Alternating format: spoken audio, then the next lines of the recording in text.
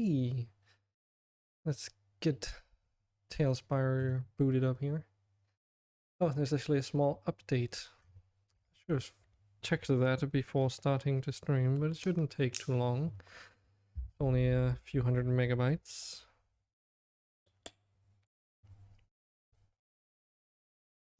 There we go.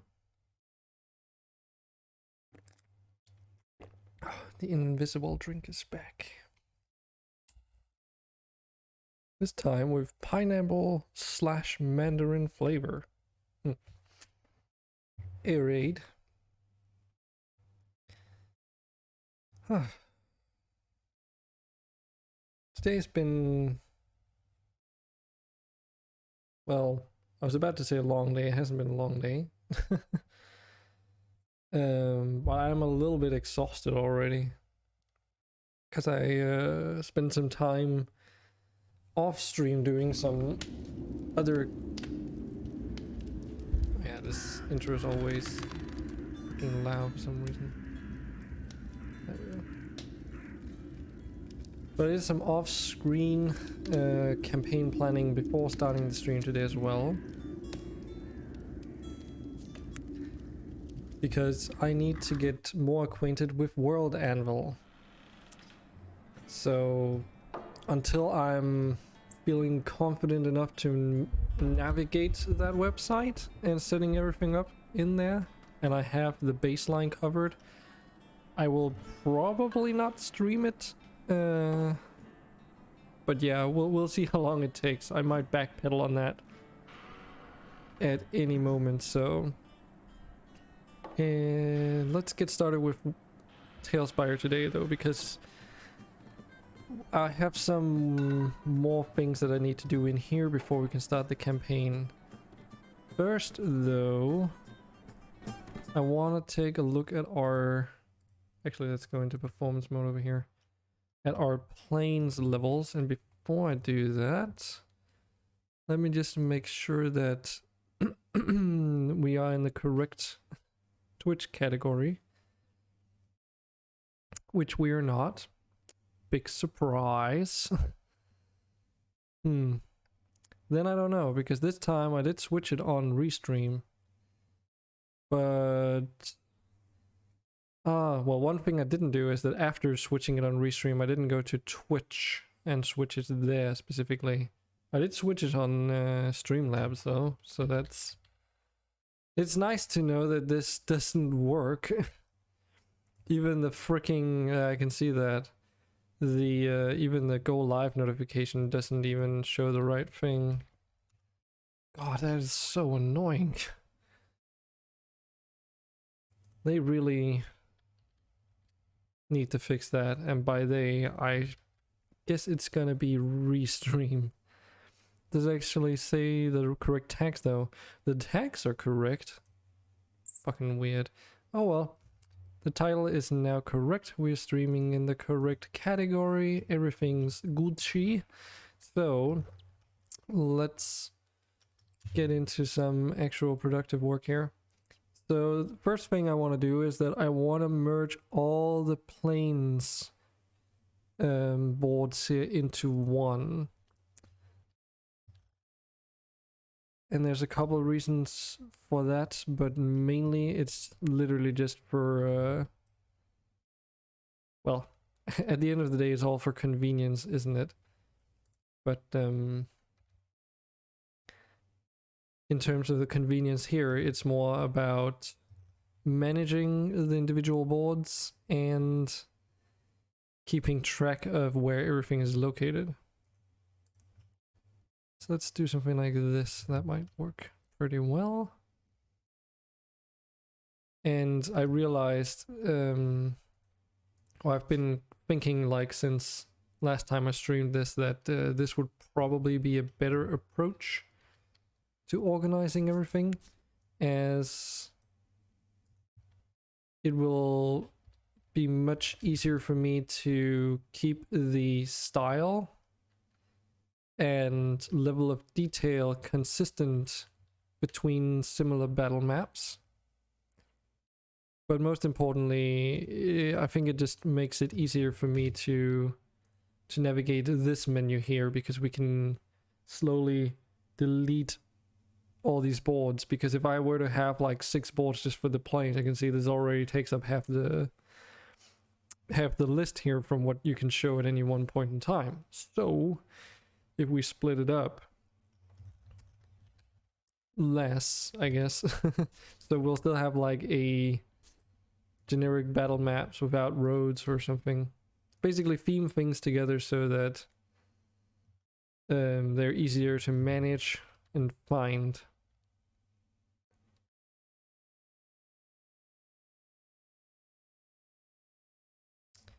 Okay. But yeah, on the first map that I did here, I didn't use like these trees as bushes, so that is a little bit different, but it's not super... Like these 4 battle maps all seem pretty in line with each other. And technically doing it like this, I could also, if ever I need to make more, how many are we up to? 5. If I ever need to make more, I can go into that one place and technically copy and paste if I'm really in like a pinch, if you will. And because it's all located in one place, it should be easier to find what I need in a pinch. Because that's really important when you're like standing like, oh, I need these things right now. It really helps you out if they are all in the same place. Easy to find. And I even noticed now that this tile this board I didn't even configure correctly to have the correct background color. And that's another thing, like the more I can put these into like fewer boards, the better, because these are all supposed to have the bottom area green anyways. Most likely the same in terms of ambiance settings and everything, so only having to change that in one place is gonna be pretty good. Okay, delete that, delete that, delete that, delete this, and delete this. Okay, so the question then becomes, should we keep it as planes? The name, that is. Oh yeah, that's not edited there, that's changed up here. Let's keep it as planes for now though, because I want to make some plains tiles that have roads in them too eventually, just for more variety and more immersion, I suppose you could say.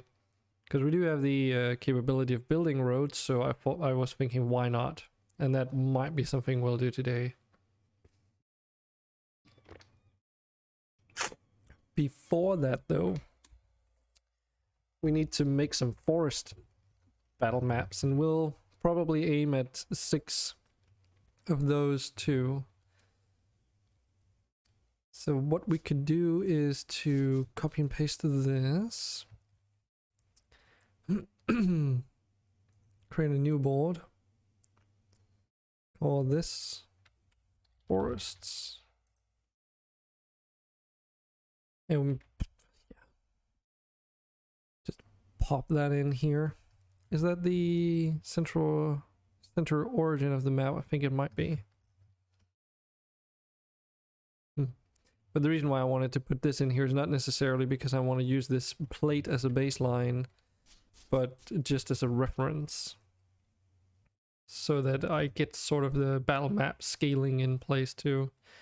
Because although you could technically build them infinitely large, or approaching infinity, and in a battle map situation your party can technically run further out than what you see here, I would rather not have them do that, because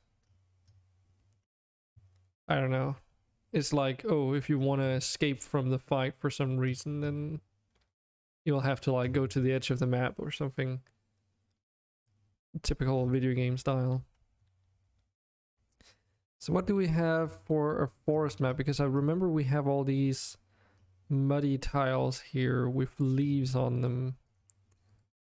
Of course we can use these in combination. So I have a hunch that making these forests might become a little bit more tricky. Because I know these are classified as jungle or whatever, but I want to make use of some of these muddy tiles. We can use those for forests too, in my opinion. Well, let's just get started and see what we can come up with. So these are variations of these type of tiles. Very good. How do they work with these in comparison? And with these I meant the grassy tiles. Okay, they don't blend in terribly, so we can probably use these. So what I want to do for the forests area is that I want to have some patches of these mud areas maybe that are like just sort of randomized place. Don't really like using these mud swampy pits or whatever because, well, it's for a swamp. See you later, Andre. Well, actually, you could stay if you want, but I will give you a heads up when it would be a problem. But that's up to you, because right now I'm just doing generic battle maps. I did the spoiler heavy stuff earlier today outside of the stream because I needed to get used into using World Anvil. So yeah, it's not an issue right now. You can't stay. But yeah, we're doing some forest battle maps. So not really like that's gonna spoil anything for the story. And such. But yeah, World Anvil. That's like oh man, like that's a process getting used into using World Anvil. Gotta be honest. There's so much stuff you can do. All right, Andre, you're more than welcome to. But yeah, I've been trying to like getting World Anvil set up so that I have a place where I can share all the world building stuff with you guys. Use free A. Free A what?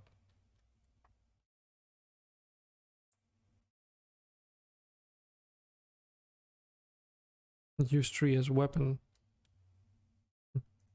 What?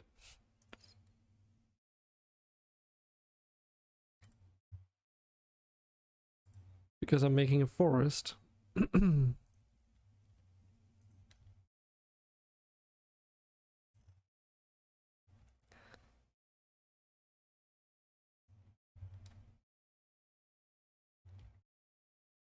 Character probably wouldn't be able to pick up a tree.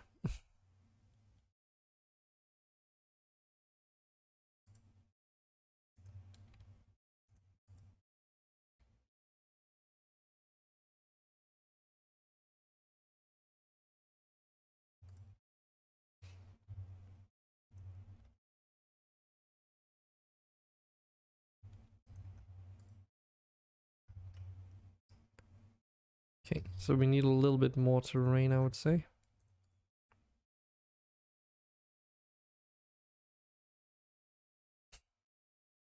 Set forest, so there's a tree, so use tree as weapon.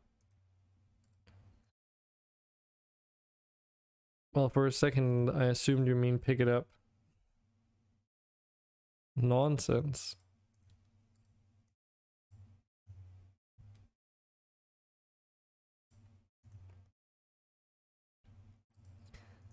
I mean, technically you could... I mean, this is the one I'm looking for. Could technically use a tree as an improvised like weapon trap thing if you're crafty and stuff.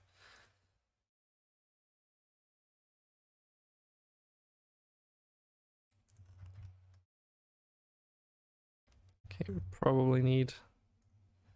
I think my approach is going to be to make enough terrain and then cut down if I overdo it.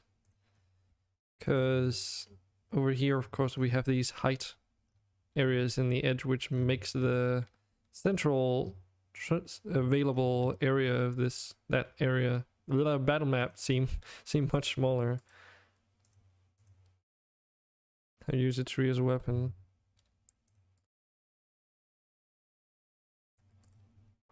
Well, you can start by rolling a strength check. Tell me what you get.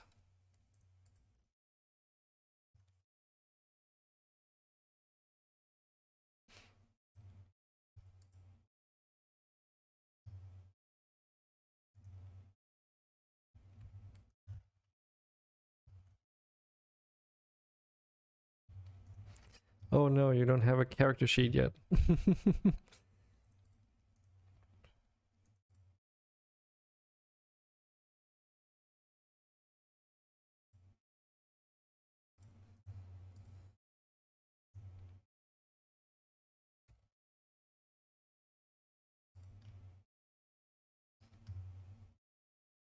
Wait a sec.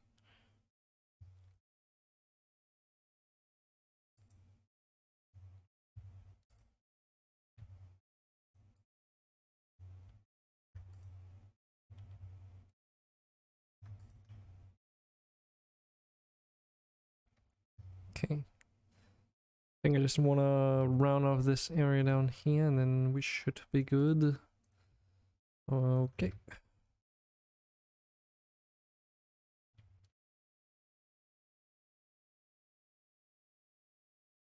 Grew from your failure campaign. Okay. That actually reminds me, I still need to share that thing with you.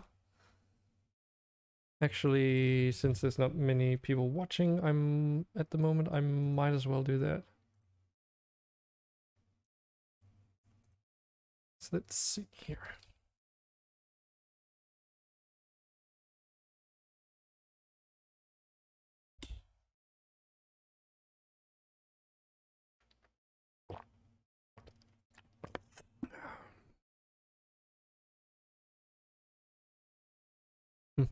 Check out dark mode. Oh wow, this website finally has dark mode, huh? Okay.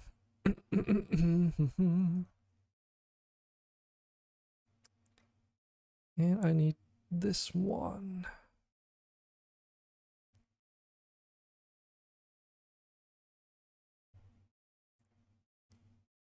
So if I take this, you rolled a 23. And what's that with your strength modifier? Unless you already accounted for that.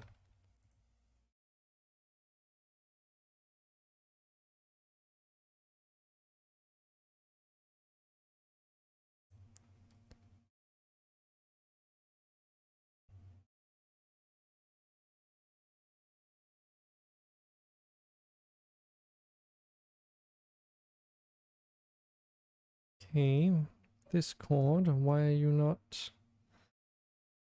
behaving? There we go. Where are you? So I've sent you a link. Let me know if it works. It should.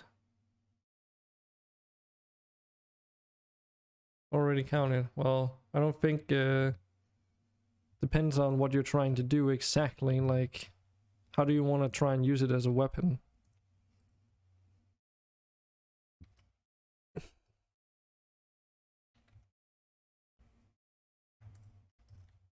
Like, describe to me what you do with it.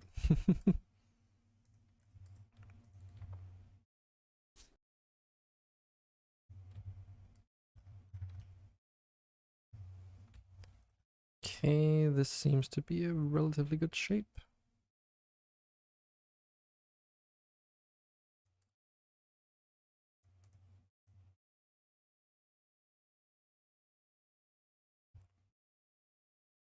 Now I just need to fill in the in-betweens.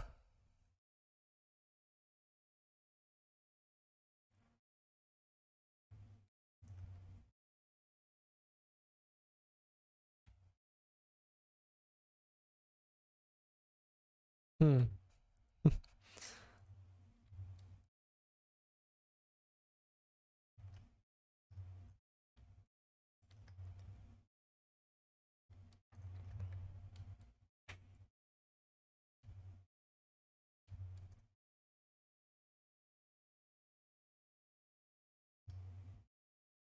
Can we count in that I'm a Goliath? I mean, that's already counted in by your strength modifier. Or should be.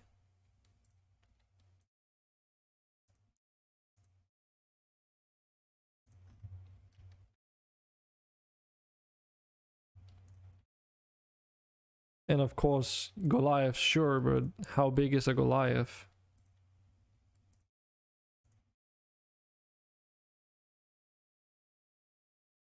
Hey, Banana Move. Good to see you here. Yes, I have played Space Haven, and I didn't quite enjoy it to the degree that I'd hoped. I didn't know that it was a roguelite until I got really far into it. Still a good game though, but yeah.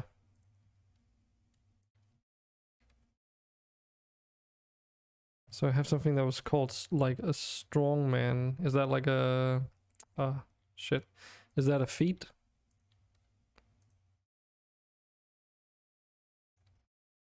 It's like I would need exactly to know what that does. But I mean, if you're literally trying to rip up a tree from its roots, for instance, to be used as a improvised weapon, then I mean, the DC for doing that with a strength check would probably be ridiculously high, and depending on your size, might be impossible.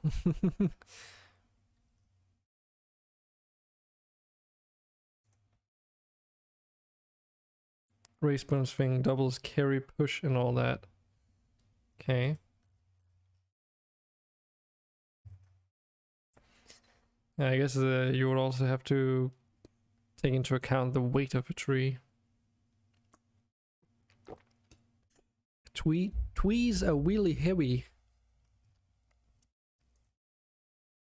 Because apparently my brain decided to say it that way.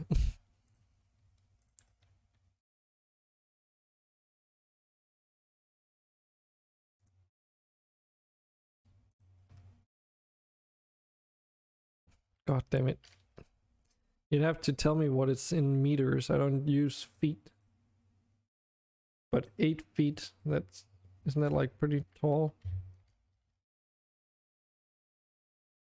2.4 meters is not like exceptionally tall, so I mean, for a human, yes, but in terms of D&D potential creature scale, it's not really that big of a significant difference.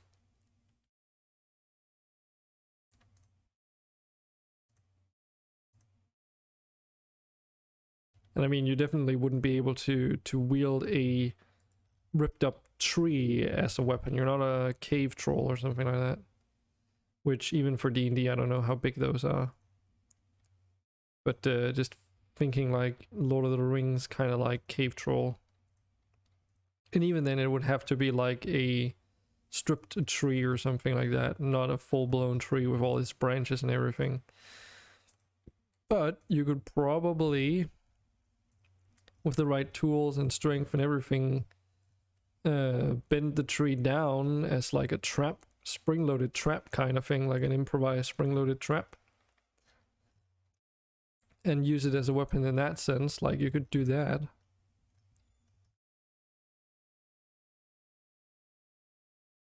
Could break a tree in half with an axe or appropriate like equipment.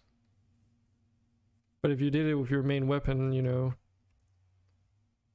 you can do it, but might make your weapon dull. Not exactly sure how I would account for that, but it might be something I would probably have to think into it. But then you're still stuck with like an insanely heavy tree though. Also consider the fact that a living tree isn't a living tree gonna be more heavy than a dead tree. I don't know how that works out with all the moisture inside and everything.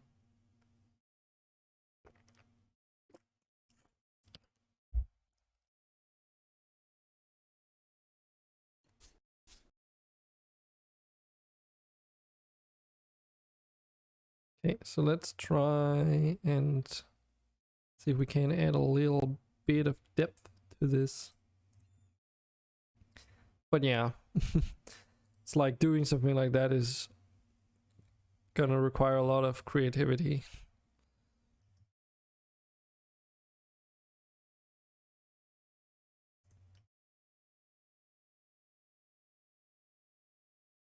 Hey Dan Trish. Welcome to the stream. How are you doing?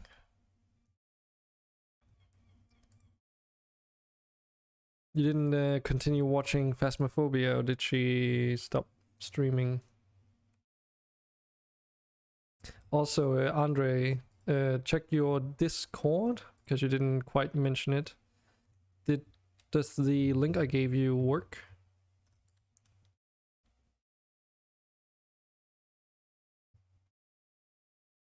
Okay, I don't want to do too much with height in this map because it's gonna be the trees that are gonna be most important. So why don't we start doing all the nature landscaping here? So, because we still have these rocks here, but for the forests, those might be a tad too big. Like again, I really wish we could scale these things. But these rocks might be just the right size for this kind of stuff. Just to add a little bit of rockiness to the terrain, but without like, you know, if I did something like this, it would basically obscure all the vines and anything anyway. And rock type doesn't really fit with the style of this place, like these do, for instance, so even less with these. Though we could technically use them, I suppose. Might. This might actually work. Okay, let's try using these just for a little bit of dynamic shaping of this terrain here, where we have these height variations.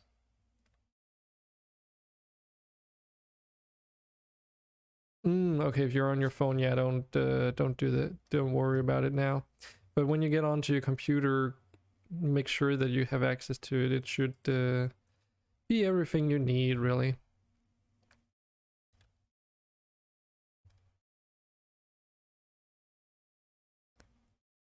But yeah, we're doing some Tail Spire today in preparation for a D&D campaign that I'm working on.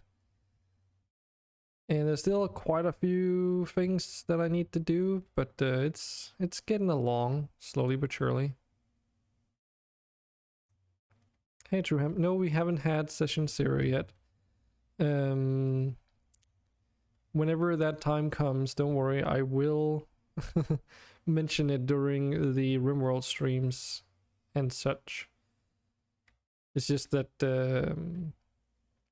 there's a lot of stuff that I want to prepare in advance so that I'm ahead of the session quite a bit, because that gives me more room to work with new ideas and stuff. But yeah, it's not started yet. It's also the Americans that will be making up a good portion of the player pool are currently playing World of Warcraft, so chances are they wouldn't have time for it anyways. Of course they would make time, but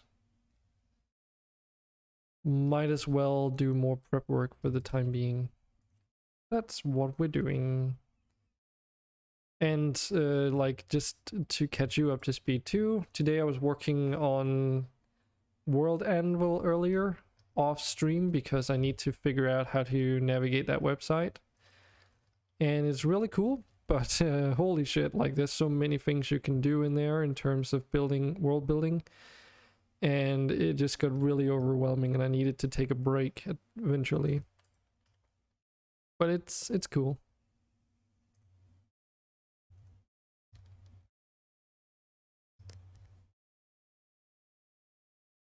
And who knows, might even need more players along down the line, so.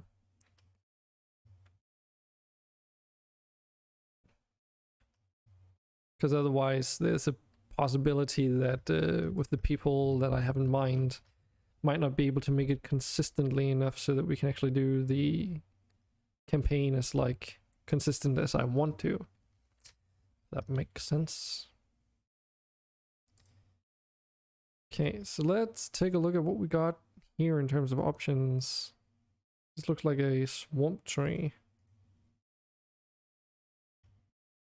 It's a bit of a different style than the other ones. Or is it?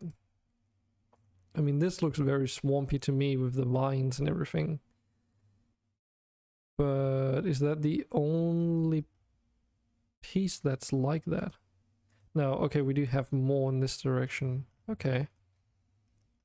These are like really gnarly trees, so for the battle map we're doing now, we probably won't be using these pieces, but it does give me some inspiration for future things that I want to do, because I really like these pieces here. We will be using these trees though, just for simplicity.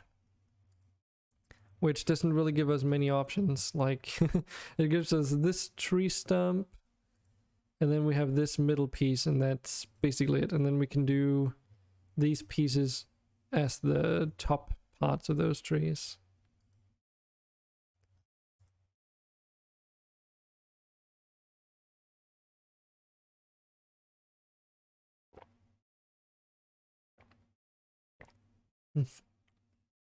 Oh, I'm sure you're gonna be dedicated, Andre.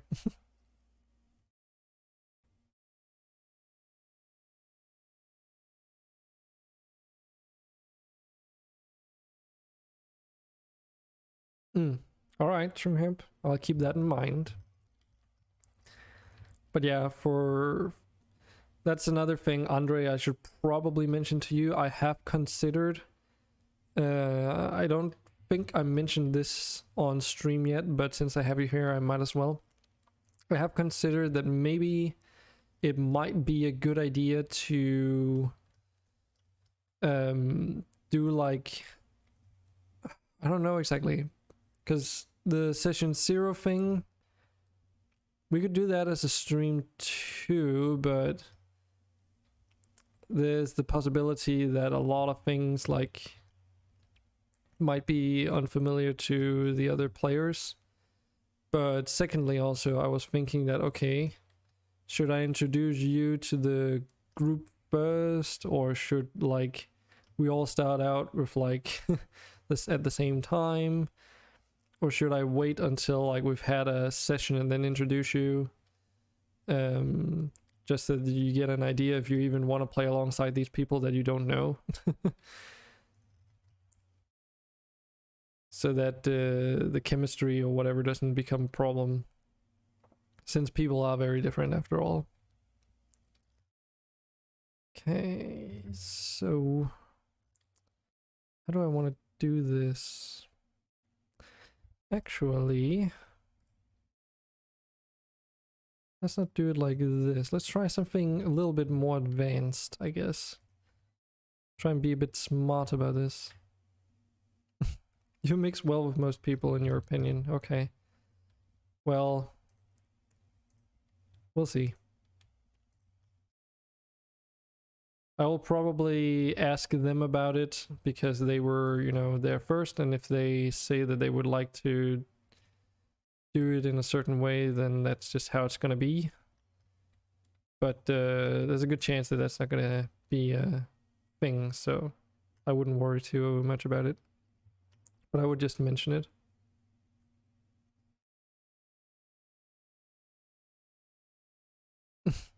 Make sure not to have any murder hobos in your game.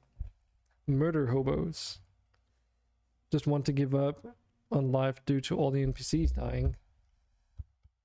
Well, depends on how you structure the campaign and presentation of said NPCs. Kind of hard to kill someone if you don't have have the opportunity to. Like if that opportunity never happens. That makes any sense.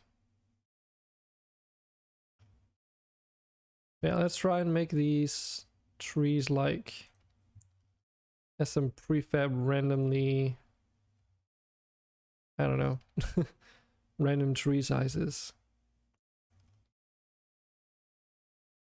Or shapes is more like it. Because the sizing is more, well, they need to be a certain height so that they don't become an occlusion problem. They also don't need to be too tall so that they are like unrealistic or whatever. That makes sense.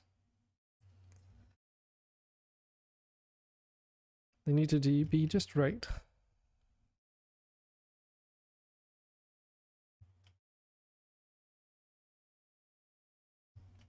Then I'll just use this as like a palette. Have a few fixes for murder hobos. Okay.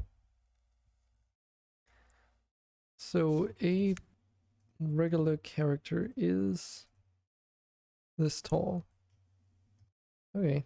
So technically the trees don't need to be exceedingly tall themselves.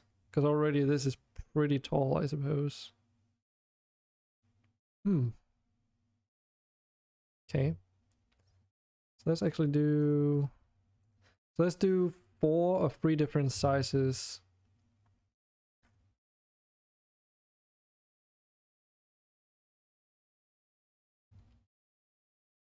That one... We only have 3 different tree tops, so... I think I want 2 of the ones that are really wide to get a canopy cover more frequently when I'm using this palette or whatever. And then I guess we can do the same for the next size up, maybe.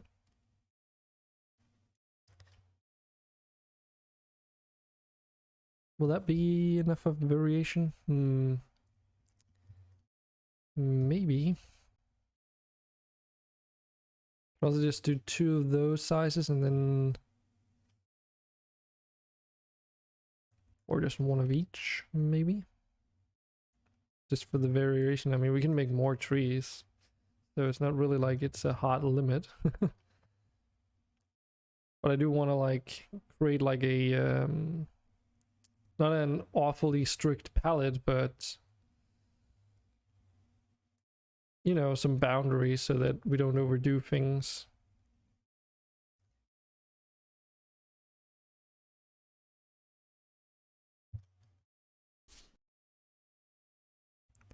And the placement of these segmented pieces, there's the reasoning why I want to try and do it this way, which is, yeah, because stuff like this will happen very often otherwise if you're just doing them all, like building all the trees individually.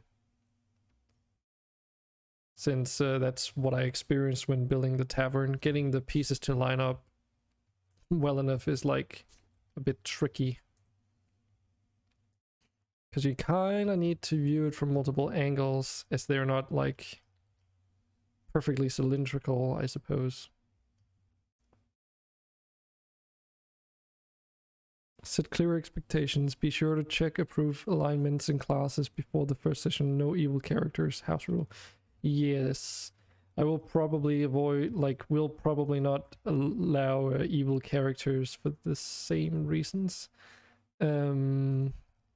Also, the players that are on that Discord, they all kind of want to have a serious campaign to a certain degree, I'm pretty certain. Like, they have had previous sessions that just ended up in, you know, basically in shits and giggles. So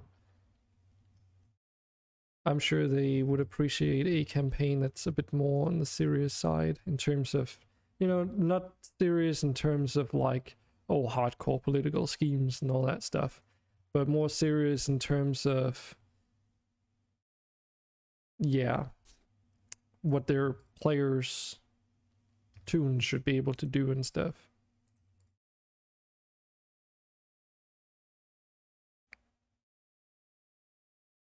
Make a dragon who gets stronger with each innocent people they kill.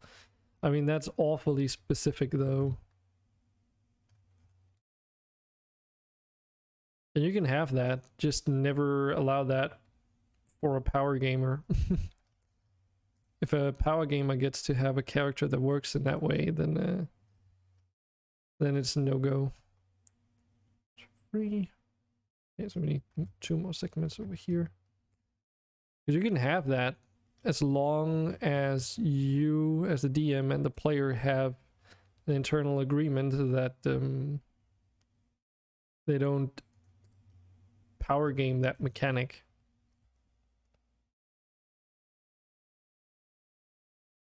If you join, I'll have one. Okay. That's like one of my, a good friend of mine.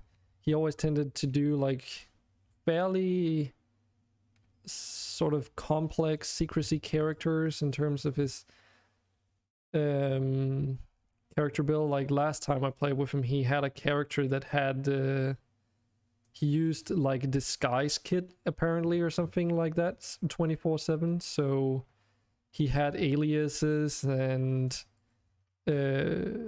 alternative personas for his character that he could switch into, so that he could interact on the more like hush hush kind of like side of things in universe. So now I really just wish that, because I can do this and then, yeah, okay, so we might need to maybe sort of arrange these a little bit more neatly.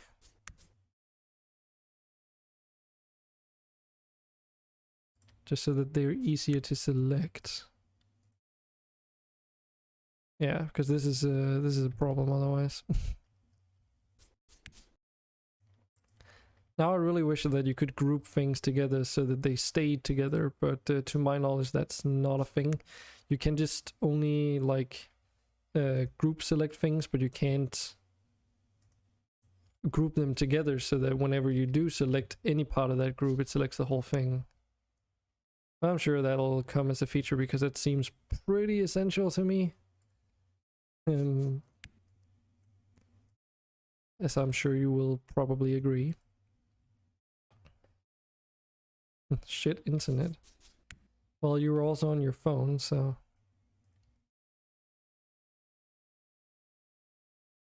I don't know what your reception is like in Estonia, because that's where you were from, right?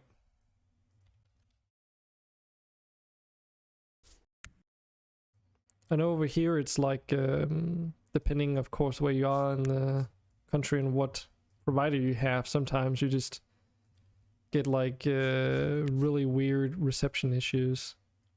Like I grew up in a town right up to the border of Germany, and a friend of mine who lived on the countryside, which was closer to the border, he had a very peculiar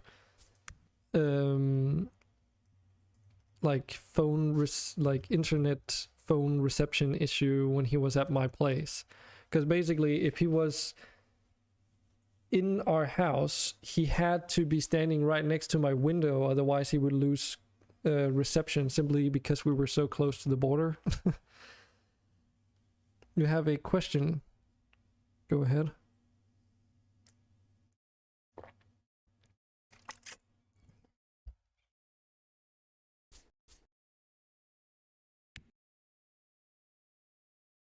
Oops. Control C, not Control V. X. I mean. Yeah, so now we should be able to Huh. Well, that sucks. For some reason, when you copy and paste things like this, you can only rotate them in 90-degree increments. I am not a big fan of that. Why did they do it like this? It's not like there's anything here that can't be rotated 45 degrees or even less. Okay. No biggie. We'll work with that. What we have, so I guess that means that I'll just focus on the trunk placement to be as accurate as or close to what I want as possible. And then we'll rotate the treetops accordingly.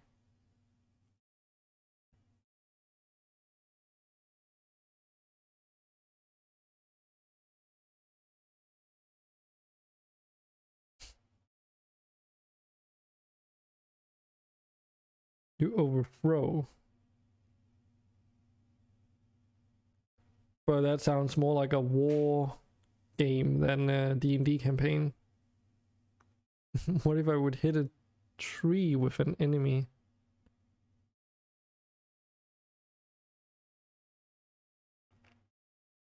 I mean, you would first need to be able to pick up said enemy though. Or push them into a tree. I don't know if that would just count as an improvised weapon. And if it's an improvised weapon, it's gonna be very, you're probably gonna be disappointed. Let's just put it like that.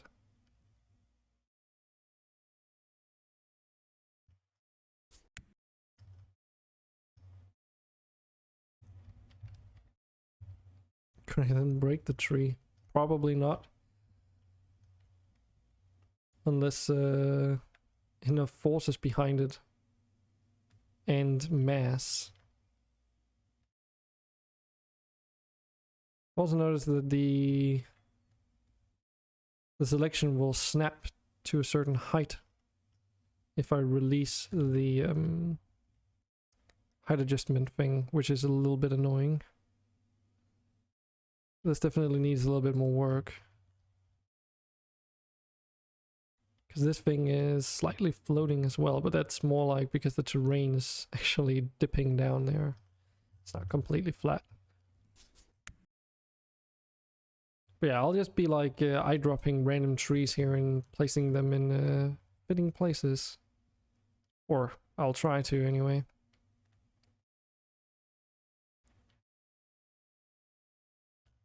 I think I also know the reason why these things are why these things are like locked to 90-degree angles whenever you've eye drop them is because you can also copy these, of course, and those are locked to 90-degree angles, so. But when you're only selecting these, they should probably override that feature so that you have the added flexibility.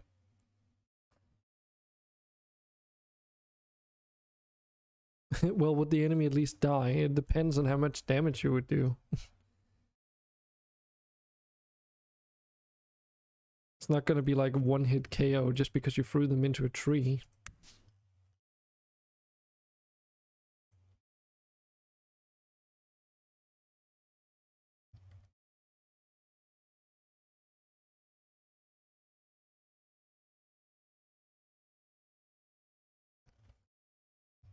And improvised weapons don't exactly deal a lot of damage, so in most cases you probably don't want to do that.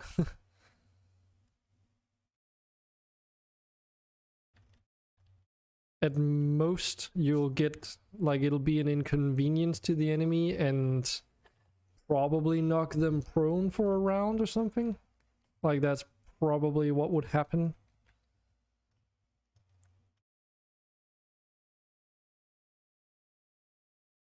Which would give you advantage if they're prone, if I remember. I don't quite recall how it is in 5th edition, but that's how it was in like 4th edition if I remember.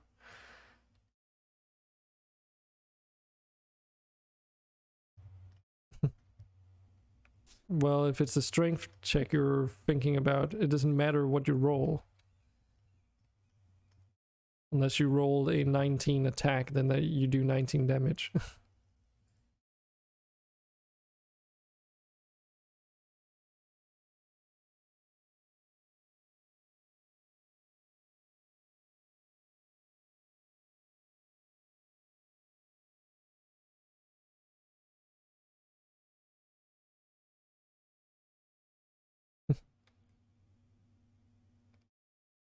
I mean, already the things that you mentioned are really a pain in the ass. Because that actually requires you to do the whole world building all at once for that to actually work. Can't really do any political scheming if only half of the not even half, like if only a subsection of the political scene is even established yet. So probably shouldn't expect you to be able to do too much on that end to begin from the start of the game, because you don't even know the world you're in. So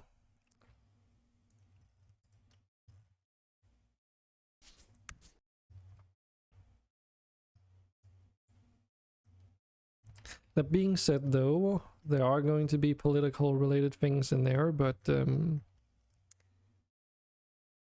should be a while before it even becomes relevant.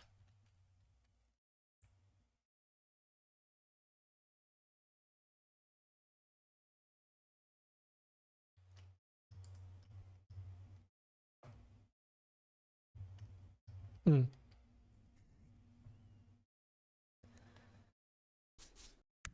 So can you, well, that would be a grab move then. But a grab doesn't allow you to throw a person around, it just allows you to hold them in place, if I remember. So unless you have an ability that explicitly allows you to push an enemy, then you can't just necessarily do that.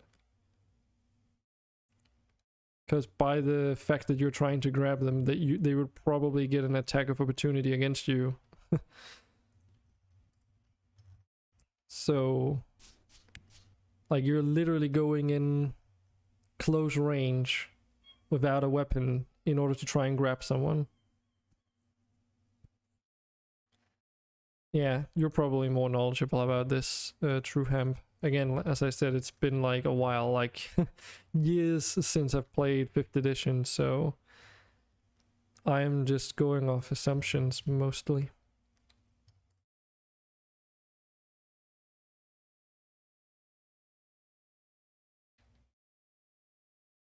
Hmm.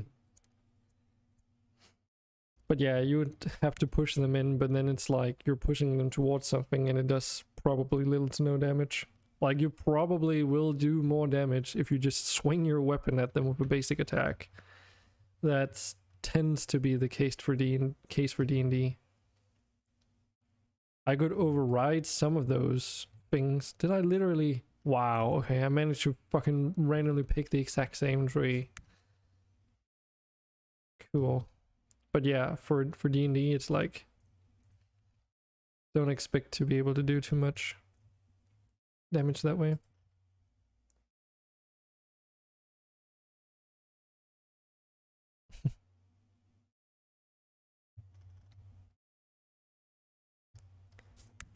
Yeah, but the the thing about homebrew is that,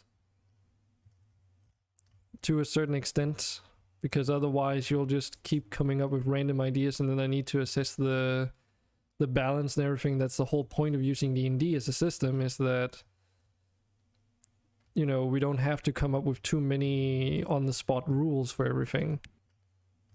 Because then it's like, well, you just said that I could do this. Like, last time I swung someone around, now I can't. Like, you can see the problem, right?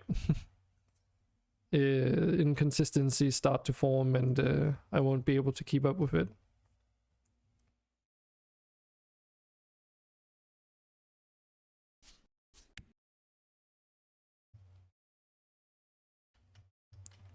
So for those things, I would rather have that you find anything in system that pre-exists as a rule or something, as a mechanic that you can use. And if none of that exists, then we do homebrew. And then we agree on how to do this forward, instead of saying like, oh, if I now like swing this guy 45 degrees in this case instead of 20 degrees, does it like mean I can throw him further? That kind of stuff. Just as like a really dumb example. So I'm for player creativity, but that particular thing is almost more like a skill check based encounter rather than a combat encounter, which you can also do. So, and I want to do so more. I would say those specific things probably gonna be more prevalent if we're doing skill check encounters instead. And it'll not be like 50-50 skill check, 50-50 at, you know, combat, so it should be pretty obvious when we're doing them. So that we can allow for both things. And I think that's tends to be a good solution to it. And in certain cases, a combat encounter can go from a regular combat encounter into a skill check. For instance, if an enemy starts running away for whatever reason.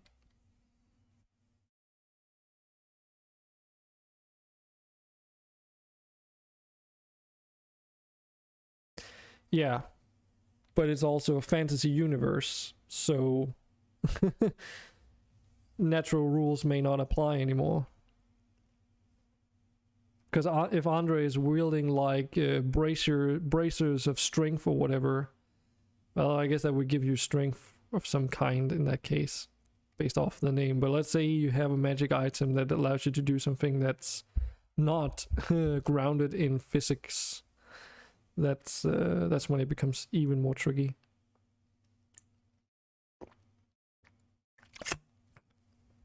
It's like if you watch Shadiversity on YouTube, and he goes through conceptualizing how different fantasy races would use different weapon types. Well, there's always but what if this character has magical super strength or something like that? Well, that's overrules a lot of the physical limitations that would otherwise exist. But like in Andre's case here, he wants to deliberately go out of his way to favor of a improvised weapon or attack that requires him to literally put his weapon away and go in to try and grab someone who's standing with their weapons drawn, most likely. That would never fly in real life. You'd be cut down if you even when you got remotely close to them. So, we gotta sort of pick our battles and try and balance it that way.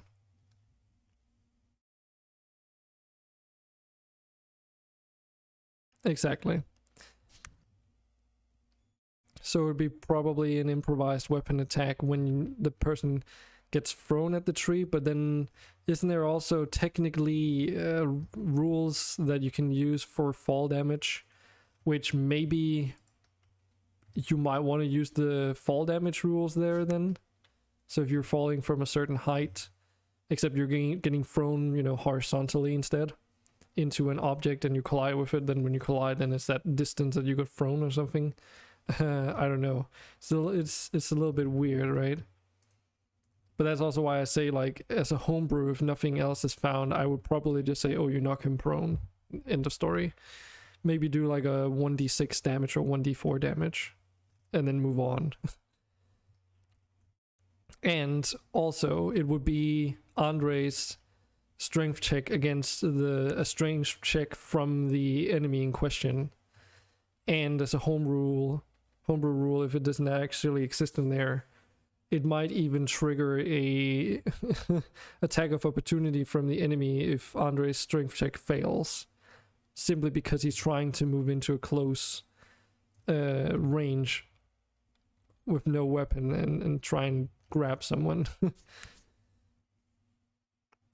At the end of a fall, a creature takes 1d6 bludgeoning damage for every 10 feet and fell to a maximum of 20d6. Creature lands prone. There's the prone part, like I was thinking, unless it avoids taking damage from the fall. Original rule for falling and the most general rule to follow.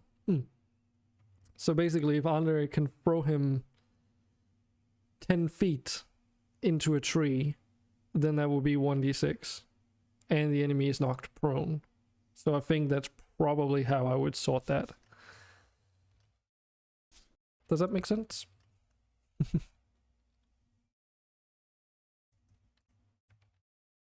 let's get another tree here. This forest is starting to feel nice and like not too overcrowded, but like if we go in and let me see, lower this thing. So this is like what the battle map looks like in use, you know, when all the trees are hidden, so plenty of cover options without being overly complex. And now we can go in and add small details, I would say. So I think this is about the density of trees we should do for forests, just so that it doesn't become too much.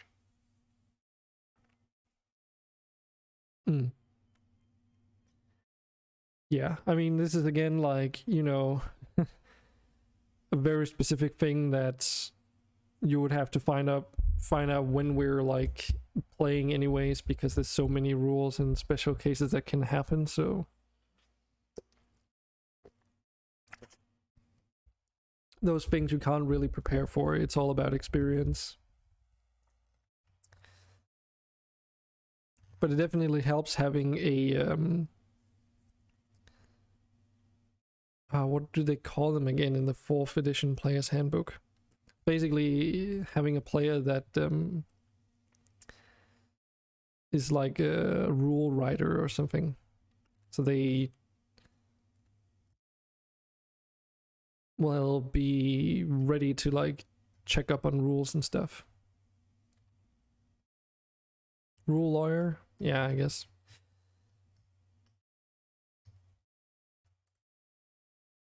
It's been such a long time since I've read those segments of the player's handbook, but something along those lines. Okay, so we can actually make this terrain a little bit more interesting, I feel, if we add a few rocks here and there, just so it's not super flat, just to break the pattern of the ground below. And we'll add some plants in to make it even less obvious later on. That's the thing, like we can just add these pillars and stuff like in as just a single height rock like this. And then even if we wanted to, we can even make like something a bit larger like this.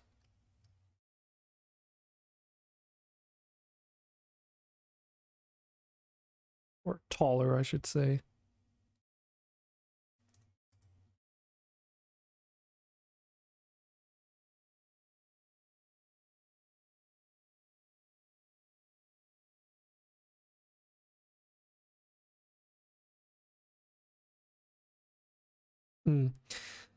The thing that I'm recalling is like the person in question is like really handy to have around, because the DM can't know everything possibly, so having someone else that's also ready at hand to with the books and everything is very useful. Because then you can like delegate those tasks to that person instead of stopping the game entirely. Just a helpful player, I guess. Well, it's not just a helpful player, but it's usually also someone who is very much more into the rules than like someone who's just starting out. Might not be super familiar with the rules, but even then there's also a difference between a player that doesn't really care so much about the rules, like in this case, for instance, as opposed to someone who almost demands that everything go by the rule books, you know?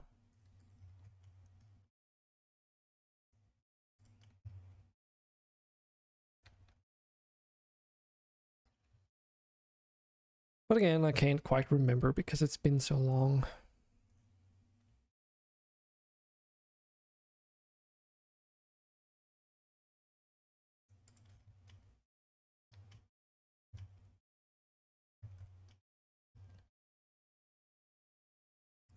Few ferns here and there to make it seem less flat, and just for extra cover, I suppose.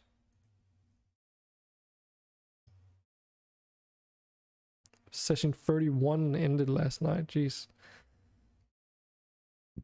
That sounds like a very long campaign.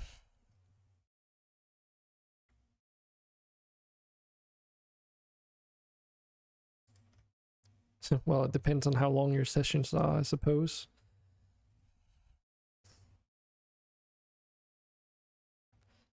Do I want to do this? Am I gonna regret doing these details?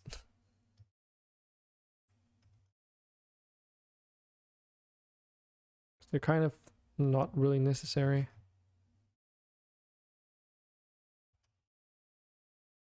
So let's stick to some ground plants, maybe. Oh yeah, we also have all these bones and stuff. That's coral, maybe not so fitting for a forest.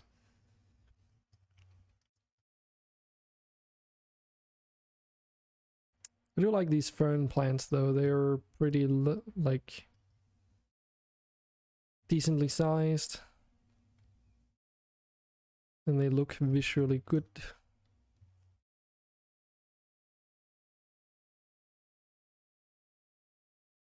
A forever DM.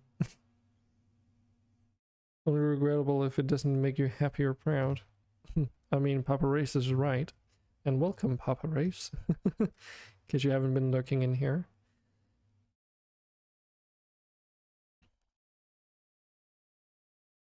Didn't really get much of an opportunity to talk with you much last time. I was streaming this because you were like about to do some other stuff for work, leave for work or something.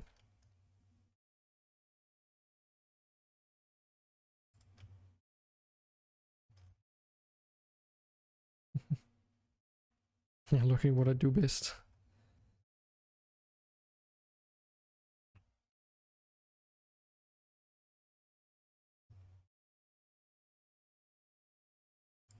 Okay, I think this is about as far as I care about going for this first patch of forest here, because we need to make more than one, so don't want to overdo it, but I wanted to get the general direction for this down. I think this is a pretty good approach, and it's a little bit larger than the plains areas, but I think that's perfectly fine given that these are forests and stuff.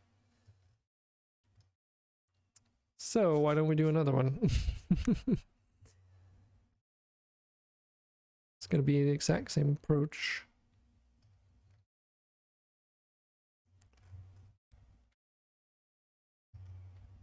Night shift in about an hour or so. Alright. Well, hopefully I can give you something interesting to watch and hang out with until that time comes.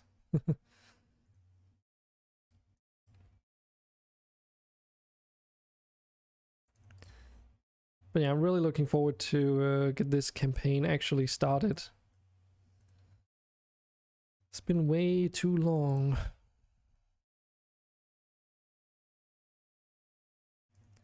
As also, since a lot of the stuff that I've been doing so far has been essentially recreating a lot of things that I already had ready, just to be more accessible, and a few other things, like for instance these battle maps are completely new.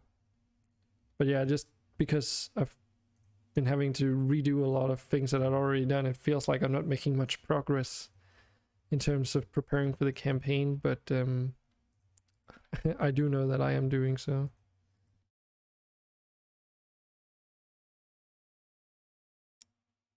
Yeah, we're going to be streaming the actual campaign. So it's not just going to be preparation for the campaign, but also the campaign itself. And I am looking for more players for the campaign too. In the long term. So I might consider more players once we've had our session 0 or 1 or whatever it's gonna be. Just so that I don't promise too many things to too many people. Mostly because I don't want to disappoint people's expectations.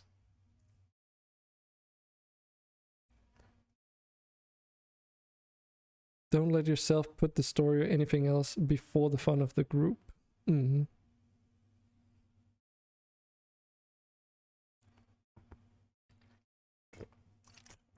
Also, as a DM, you never fudge your dice rolls.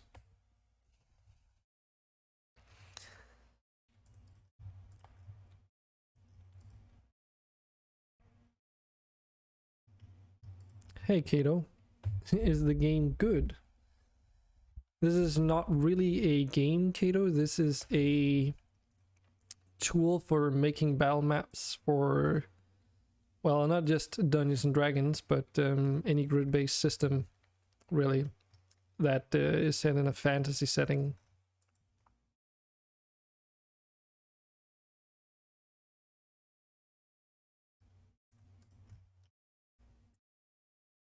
But I suppose you could also use it for, I don't know, other things. But it is intended to be used as like a battle maps creation kit tool or whatever. It is really good at that, though. It does a really good job.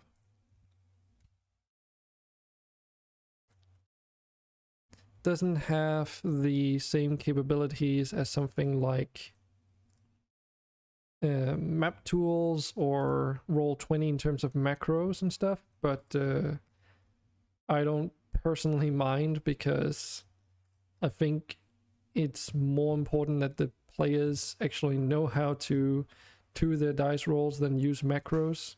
The only reason why it's been a thing in the past for me is because the people that I've played with were familiar enough with D&D that macros were just an aid to speed the process along.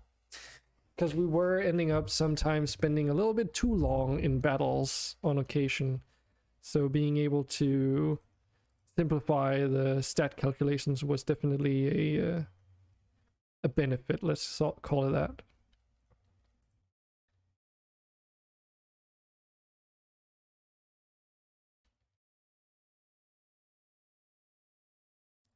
You're welcome. Submit! Thanks for the follow.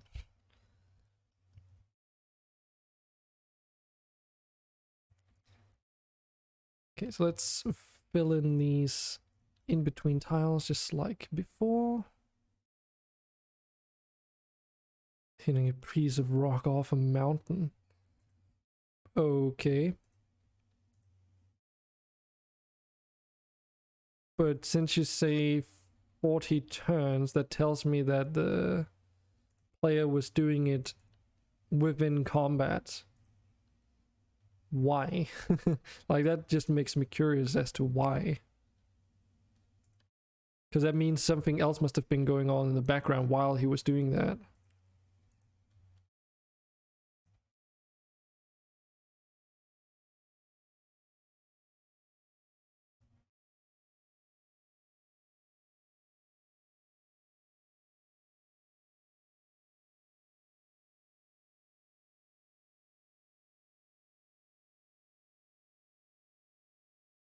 Another thing I also really want to get done, or taking a look at sometime when I want to give it another go, is to see how I can get some BG music on stream without messing up the content ID for the VOD and everything. and I have found some possible solutions. There's like I just don't know if it, like when I was trying it out last time, I didn't quite see or figure out if it would work since I'm using Restream.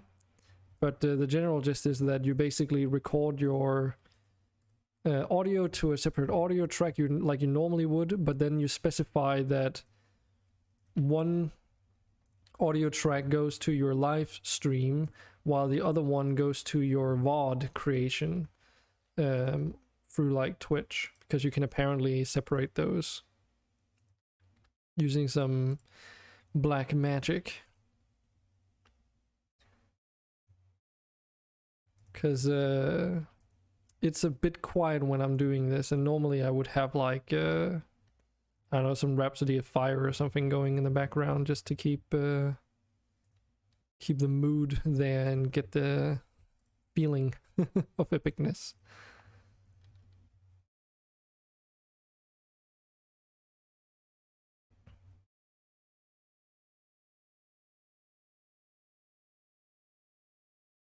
Of course, I wouldn't want to have it too loud either, because you guys also want to be able to be in here without getting annoyed.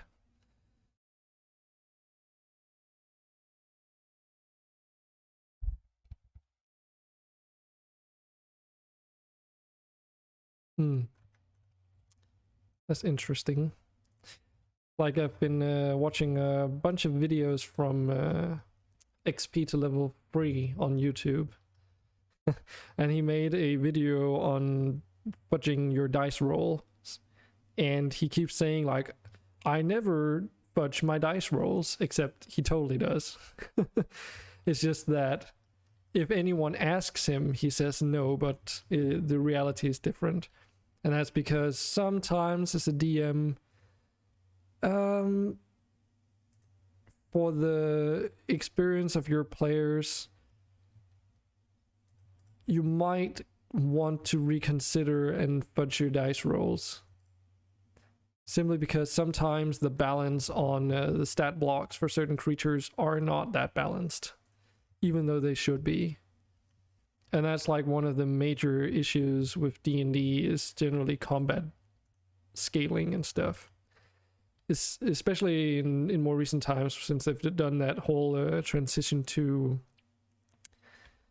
what's it called? Combat difficulty or challenge rating, that's what it's called, right? But something that has a relatively low challenge rating might have like some really nasty side trait ability, or just one of their stats is so off compared to everything else that it should be higher than what it is. Yeah, combat rating. So I don't fudge my dice rolls.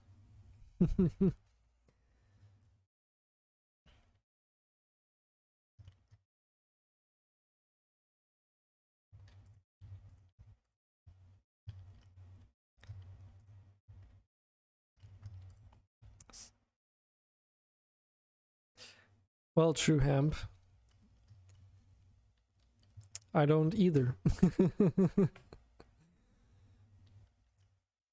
That was a whole joke in that video too, though. Because it was also about like whether or not you should fudge your dice rolls. And for all of his talking points, they're just leaning towards that you should fudge your dice rolls, but he keeps saying that you shouldn't and stuff, which is just funny to me. Probably just so that, you know, if anyone ever calls him out on it, he can just say like, well, I've told you multiple times I don't fudge my dice rolls.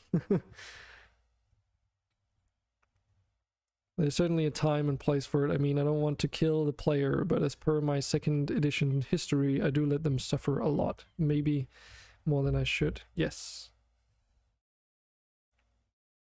I mean, since one of my players be taking a beholder in one turn, it depends, and that's the problem with combat rating in general, that something like a big bad boss or whatever might combat rating wise, or even using XP like I was using in the past for 4th edition, I've also had experiences where it's like, okay, I can have this one monster at this particular level scaling, with the XP budget in mind, and build an entire combat arena dungeon room that only benefits that monster and allows it to go like invisible and all kinds of crazy things. But none of that matters if its hit points pool is so low that if the party has their like just had an extended rest, they can practically kill it in within 2 rounds, no problem. Like, that's really doesn't really make the monster justice, right? So, you know, they don't know how much HP the monster has, and if it makes the fight, like if you're in that situation, you as a DM have the opportunity to prolong the fight, like artificially, if you can see that, okay, you completely miscalculated the difficulty of this boss fight. So to make it more interesting, you might want to extend it, because if it's like been 3 to 4 session build up to go and take care of this major quest thing before hopefully returning victorious, then you don't want it to be over in like 5 minutes, you know. So 3.5 was more of an annoying shit show due to the magic and everything. Had to DM that edition as a request by one of the players wanting to do a one shot. Yeah, there's some really weird things you can do in that as well, right? Is it in 3rd edition where you can do some really fucked up shit with like a whale and things? Where you can literally just flatten an entire squad of enemies using a whale? I've heard like some weird stories, and I can't quite remember what the approach was, but it was due to like you could manifest like a creature or something. It was just stupid. I also still want to read that thing you wrote earlier. So basically there was a stone wall which has extended in front of him when he flicked a lever, which let him and the rest of the party, splitting them up and making the player engage in combat, while he was on the other side still in initiative, but not being able to go past the rock, not realizing that the turn before there was a door beside him, which I had told him about, and I meant to say that he had like 40 separate attacks in a single turn, which led up to him breaking the wall. Oh, okay.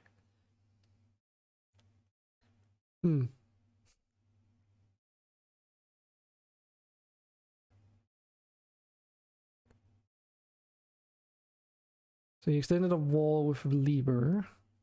Just trying to make sense of this. And then he started bashing that extended wall, I suppose.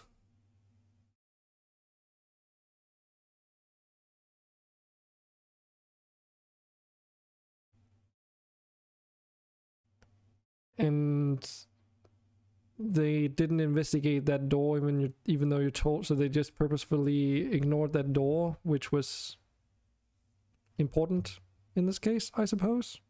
Is that what I'm understanding correctly?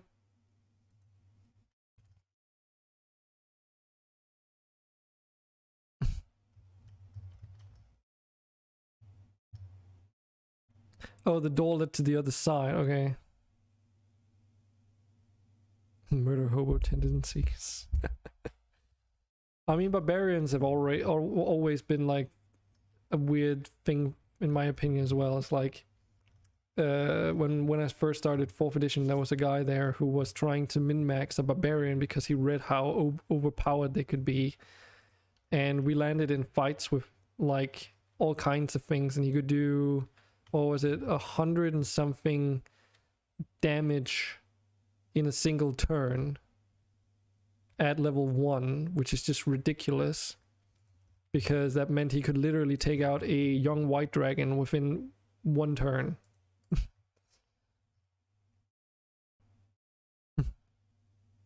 Whenever I say 4th edition, you tear up and cringe a little. Yeah, OP much? Exactly. I mean, it did require him to expend a lot, like get some very specific feats and shit, but he could literally do it, and he did kill a young white dragon in a single turn.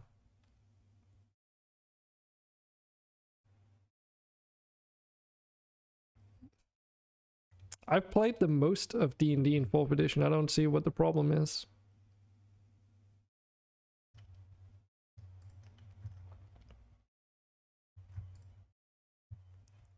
I had a blast making a fire-themed dragonborn sorcerer that used daggers for his spellcasting as implements.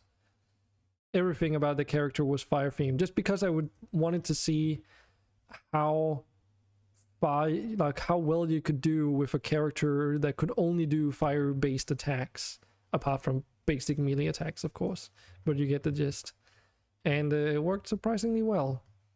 Though it did mean that I got to rummage around in a lot of wacky-ass, supplementary material to find all these wacky implements and stuff.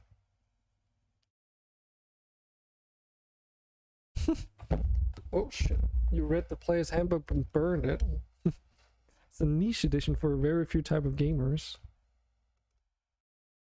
I mean, that's when I started playing D&D, was when 4th edition was out pretty much, so when we were there, we were like, oh, we're never gonna play 3rd edition because it's just inherently broken. So then what edition do you play? Explain why 4th edition is so annoying. 2nd edition. Feel bad for me. Well, I don't know why it's supposed to be so bad. So enlighten me if you want.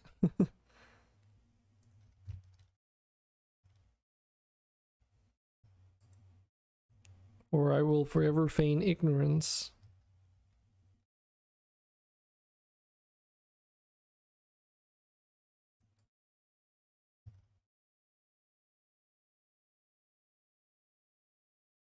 Linear fighters, quadratic wizards.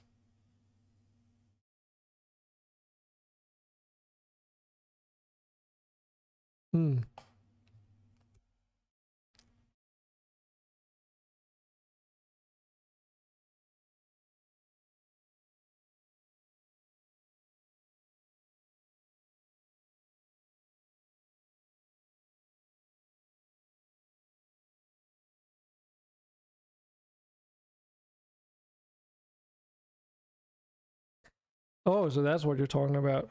But I've had this discussion with multiple people in the past too.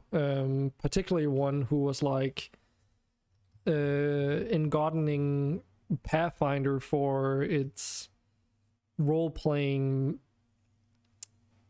promoting game mechanics, if you will, or whatever system, which is cool and all, but I mean, at the end of the day, if you can't adjust your system to the point where you can have the things that you want from a role play perspective, then maybe you're just doing it wrong.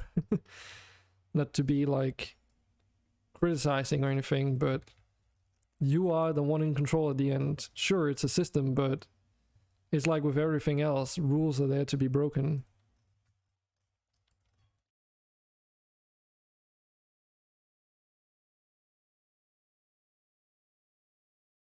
Because when I went from 4th edition to 5th edition, I felt that I didn't get to do what I wanted to do.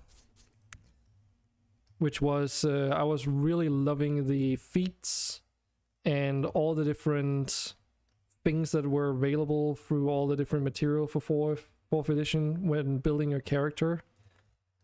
Because I just felt that there was a lot of options on how you could build similar characters even, due to the feat system, and that kind of just disappeared with 5th edition. Like, I was playing a bard on 5th edition, and I felt like the only thing that I could really do to actually help out combat consistently was to do a basic melee attack, and that's just not interesting to me. It's like, I'm gonna go over and stab him with my sword, go over and stab him with my sword, go over and stab him with my sword again. And then in more, like a few occasions, you could get your magical powers into use because they could be used against certain types of enemies. or in like niche situations. But if the DM didn't create the encounters accordingly, then a lot of those abilities you might not even get to use for anything. And that's just been my experience. So D&D rules, you mean guidelines. So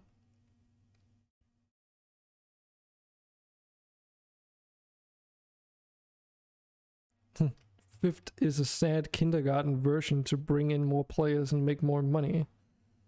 Serious RP, heavy, quick fight mechanics with no skills, no real skills.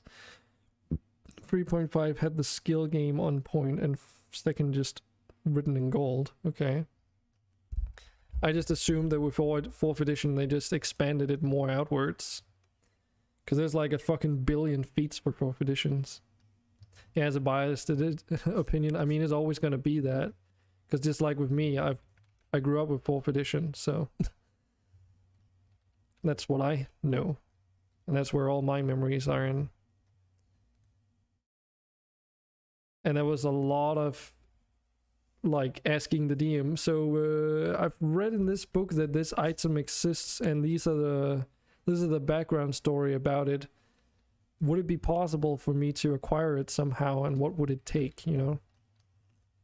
For instance, one of the daggers that I wanted for my build was of tiefling make, which didn't quite fit the setting that our DM had because, well, it just didn't. I can't remember the exact reasons, to be honest, but he still allowed it because it allowed me to do my power gamer build that I was doing back then. Because that's how I like to play the game.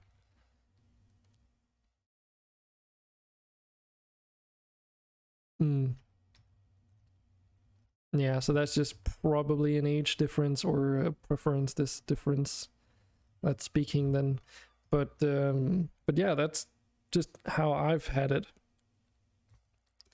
And I've been a power gamer since the beginning, so you need to make room for everyone after all. Oh no, I'm 16. I'm not that old. Oh, okay. Never mind then.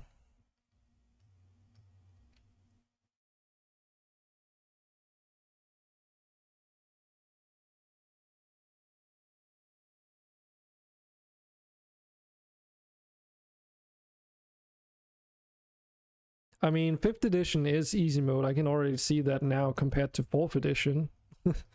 Because you don't really need to worry too much about your feats and all that stuff. The amount of things and options you have for your character builds are much more limited, but that's not just because it's 5th edition, but because they also, like, anything that's 4th edition is, you would need to somehow translate into 5th edition if you wanted it to carry it over, so obviously, because 4th edition has been out for longer, I assume they have more material for it. I don't know how it is now, but when 5th edition first came out, that was definitely the case. Because, you know, you only had the player's handbook. So you can't really compare having player's handbook and dungeons, master guide, etc. Like having a handful of books as opposed to having, like, you know, an entire library's worth of selection. And even more so for like the older systems, because people do homebrew too, so I assume it's gonna be you know, that's gonna have be an important factor too. Don't sass me, son.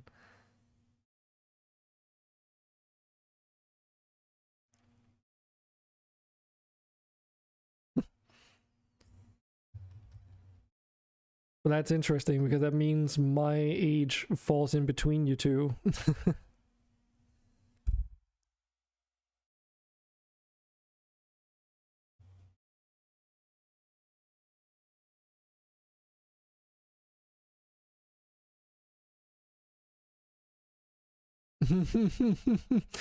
Yeah, I mean, I can imagine, like, that's definitely something that's a bit different.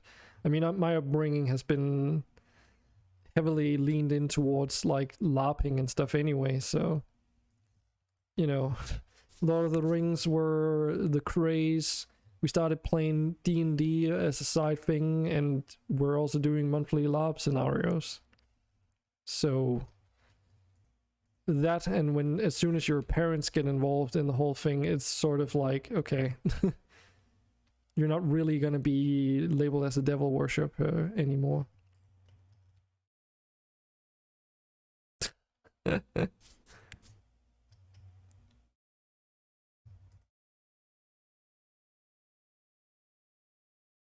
Hmm.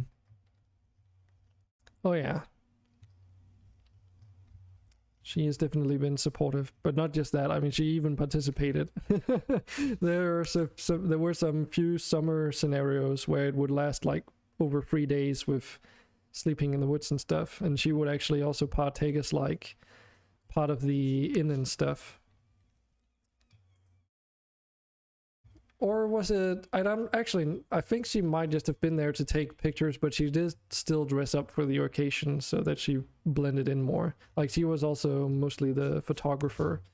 She was also in charge of most of the finances, like making sure all that stuff sort of got sorted out. So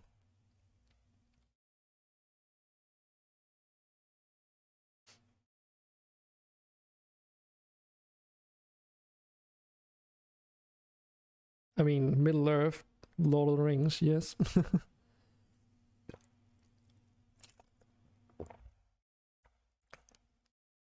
I actually should I bring that in here just to show it off? Because I actually have a Dungeons and Dragons board game, which I've only gotten the opportunity to play with a few people once, and that was like several years after I bought it, like way after we did actual Dungeons and Dragons. But I do actually have a Dungeons and Dragons board game.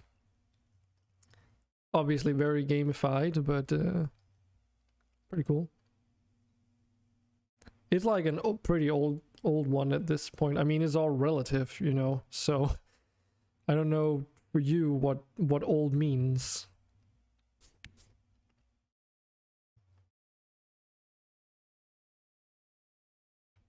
What edition? Okay. Give me a moment.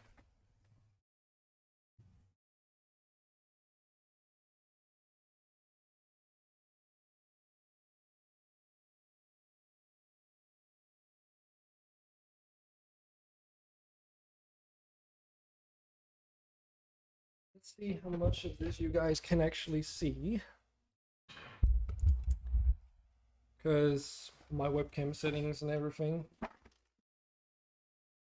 This one is what I got. Wow. Wow. Totally disappears. This one. 3.5. Is that what this is? Yeah, that's like the first thing I got.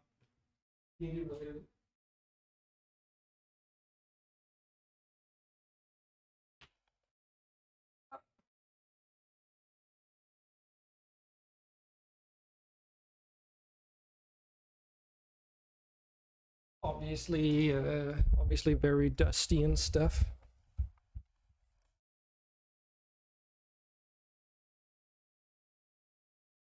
Hmm.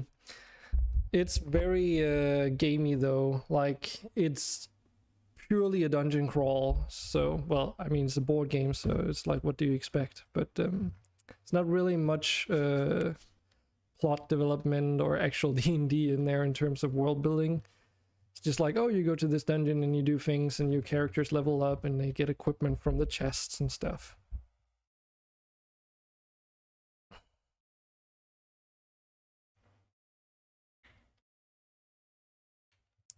But it was like pretty cool when I finally got to try it out. I mean, our consensus was that we would rather play 4th edition because, you know, it was cool to try the board game and all, but might as well just play proper D&D, so.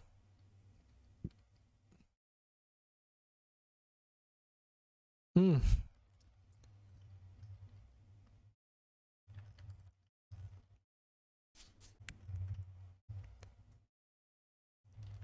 I do also have some other board games that I really wish that I had the opportunity to play with people, but it's like people just don't have the time anymore. and I bought these board games on like Kickstarters. So by the time that they were finally shipped and ready and stuff, people just didn't have the time to actually play board games. And especially now, I don't have enough people nearby that actually want to come over and play physical board games anyway. Even if they wanted to, like trying to organize something like that, it's just not gonna happen. But in case you're curious as to what those are, because they are also fantasy board game things. One is called, let me see. And I might actually have shared this at some other point.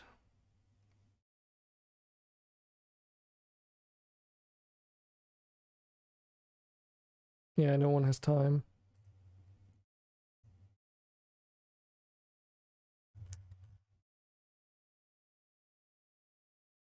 But let's see.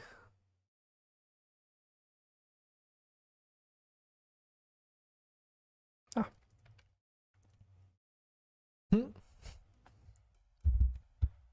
Wow. Crafty. So this is the one of the board games that I have that I really wanted to play with people.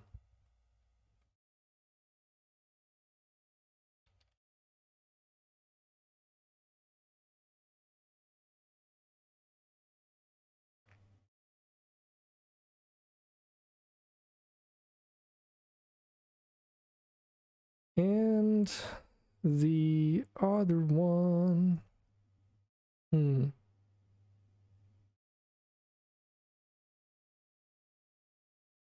Yeah, that's exactly, like I bought it also a lot, quite a lot for the minis.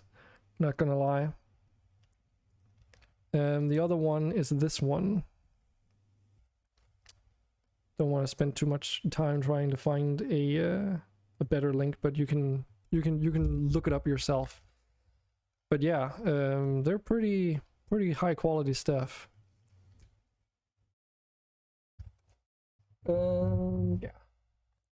The only problem with the minis is that if I really wanted to make use of the system that they provide, I would need to start drilling some holes and install some micro magnets, which a friend of mine whom I talked with reassured me it wasn't really that difficult, but still, it's just gonna require more time that I don't have. Or time/patience that I don't have. It's always a combination of the two, isn't it?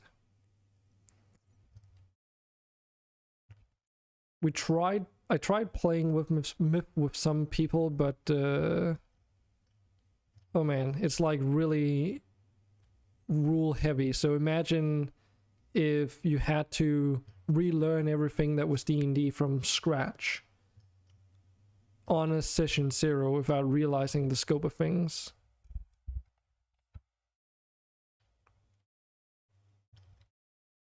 So yeah, you get a lot of minis with both of them actually.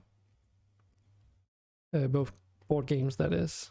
I think this forest tree coverage is pretty done at this point. Let's do one more for good measure. There. But yeah, the minis are really cool.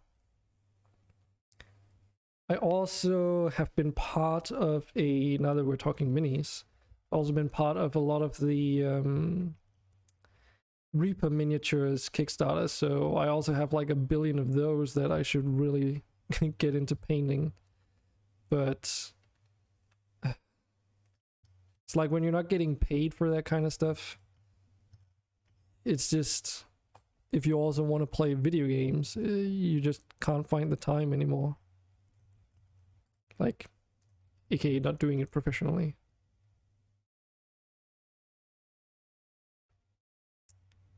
But such is life.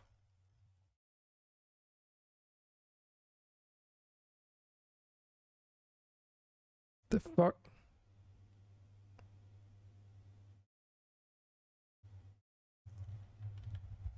I'd have to split that word up in order to actually be able to read this.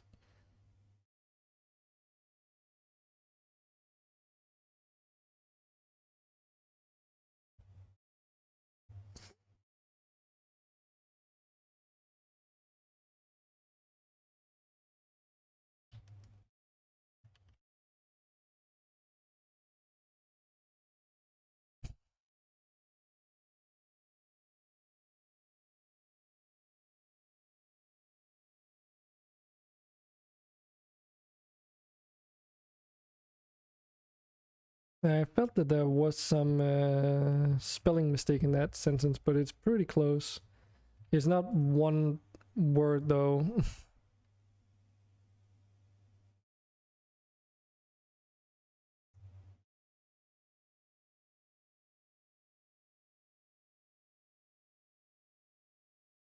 It's like or maybe it is. Maybe it's just yeah.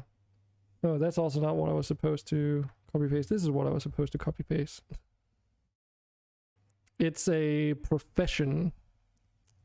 Storstrøms Pro 6 Proportions Kommissionsmedlem. So it's a commission member and it's related to Storstrøm, which is like high voltage, I suppose. It's not quite the same, probably. I don't know what the second half is, but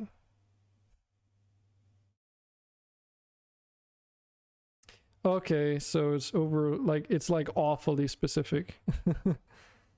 Yeah.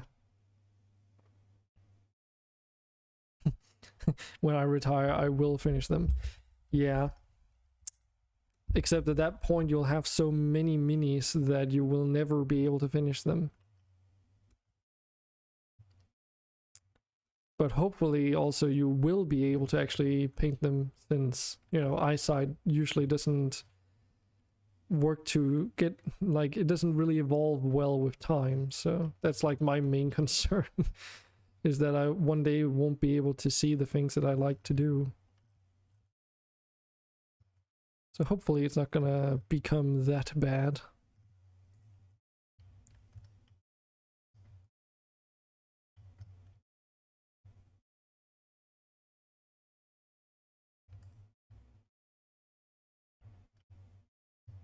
Bio-optic aid.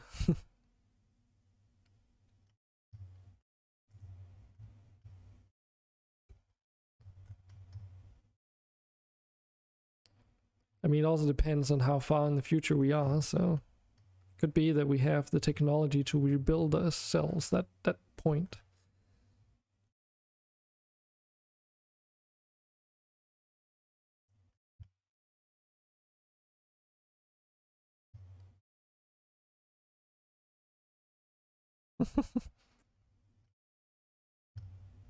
Hey, Andre.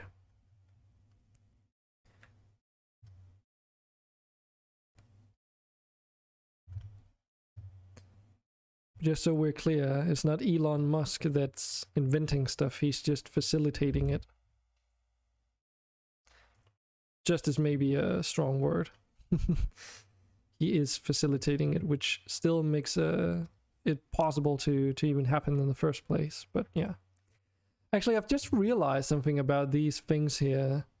These look like a Lego piece awfully much.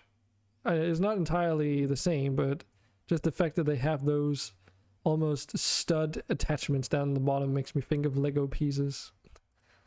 Because they have like a plant piece that's like a free clover leaved plant. It's just evenly distributed.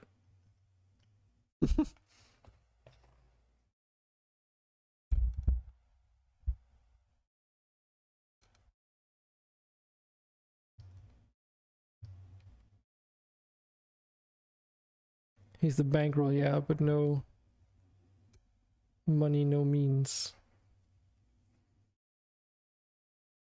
Hmm.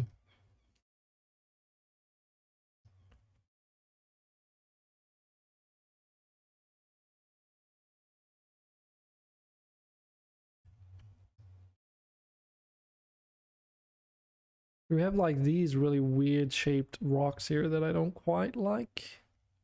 Because they're more like a natural fence barrier than anything, but then it's a rock, it's not like cobblestone, so I don't know exactly when you would ever want to use this piece because it's so ugly. Maybe to like something like this, but yeah, it's just too square, too boxy. Could also work with these at some point to add some more terrain, I suppose, but I'll not think about that too much for now.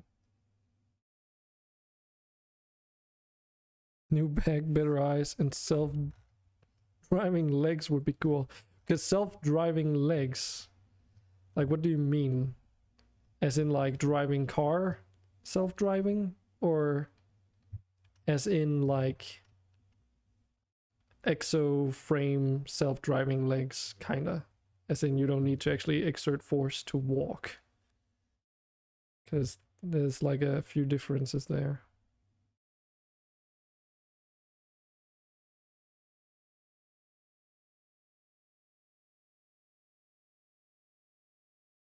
Okay, I think I'm pretty proud of this area. It's functional at least. It's the most important thing at this stage, making all these things or areas functional. Now that we're done with this, we can take this. Oh, god damn it. Didn't select all the things. Stupid. Have a feeling as to why as well. Okay. Yeah, it's because those things down there in the floor too far down, so I can't actually select them with this. Okay. Well, that is actually a little bit of a problem. Because I can scale the box upwards, but I can't scale it downwards. I can't move the box either.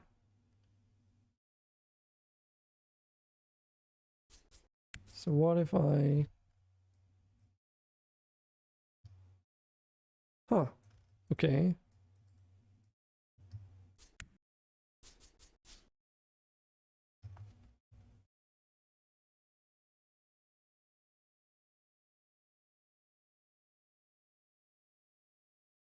I can insult you at you in 4 languages. Sad face. 4 rocks.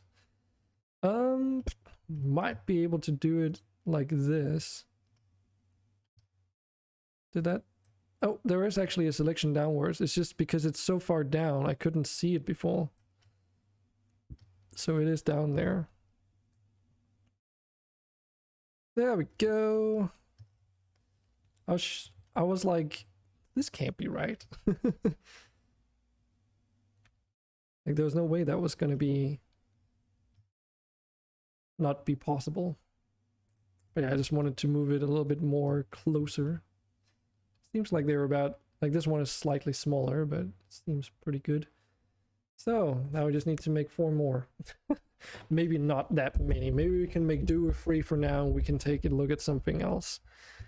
Because I need some road tiles as well. Actually, let's do that. Oh yeah, here are the planes that we made last session. Bop it up. But that's not what I wanted to do just yet. Let's see, where are you? Atmosphere settings, no. Where are the board settings again? Oh, there, campaign and board settings. There we go, this is much better. And we can remove this now just for performance reasons. God damn it. Get rid of the rocks.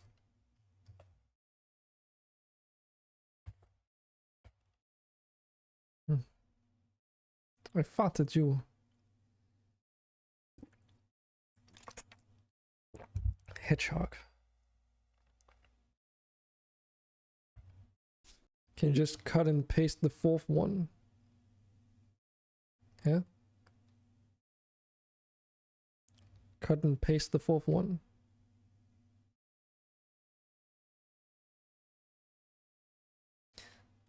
What do you mean, Papa Raves? It's like one copy, cut, and paste. I mean, yeah, you can copy and paste things, but what do you mean?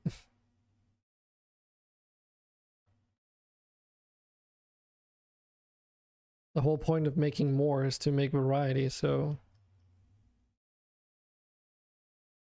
there's not really much point in copy pasting these terrains to try and do a Frankenstein thing where we stitch them together. Because we could do that. I mean, Heck, we could also just start combining these into larger areas and then cut the in-between so that they feel new and different. But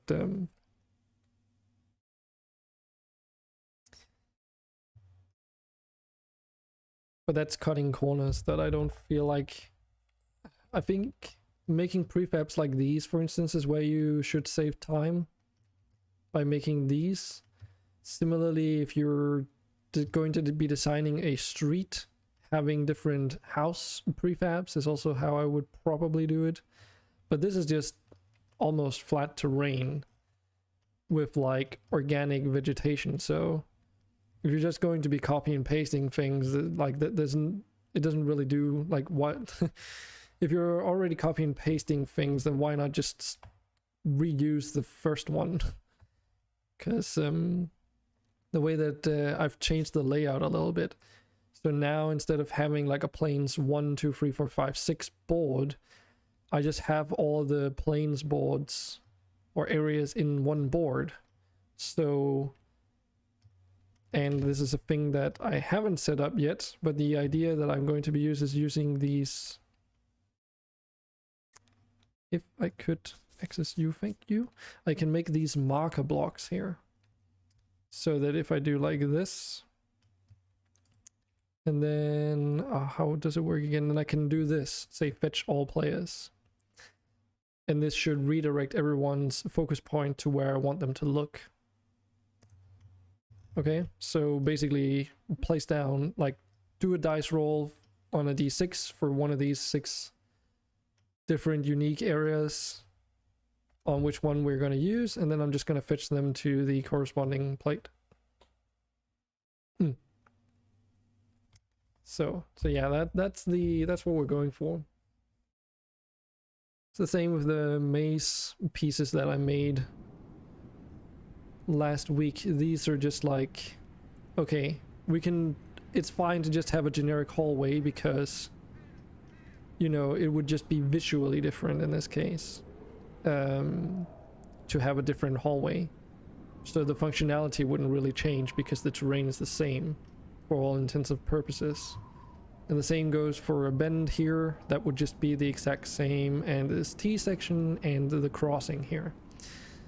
But where I deviated from that is for these end cap rooms, because these felt more fitting to be more unique, because they were sort of like, they're going to be like a more point of interest thing. So here I wanted more variation that's also based off a dice roll.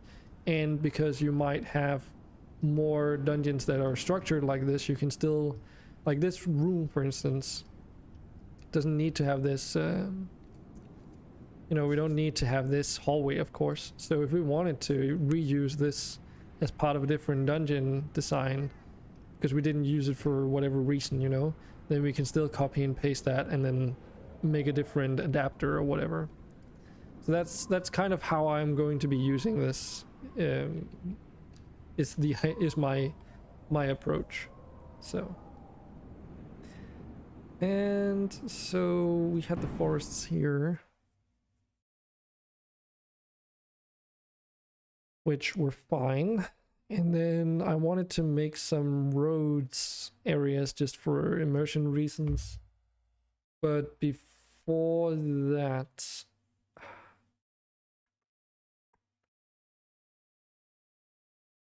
I think that's actually just what I need. The roads, god damn it. There, space. Finding the right button.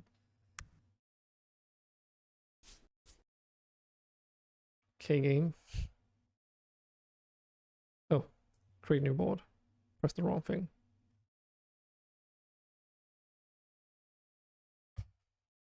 Could I swing a man against a tree and kill him? Yeah, so what Trueham said.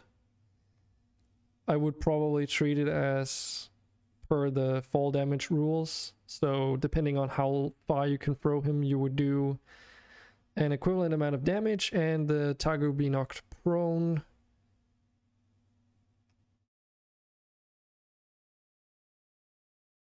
You're not gonna throw him, But you said you would throw him against the tree, so what is it then?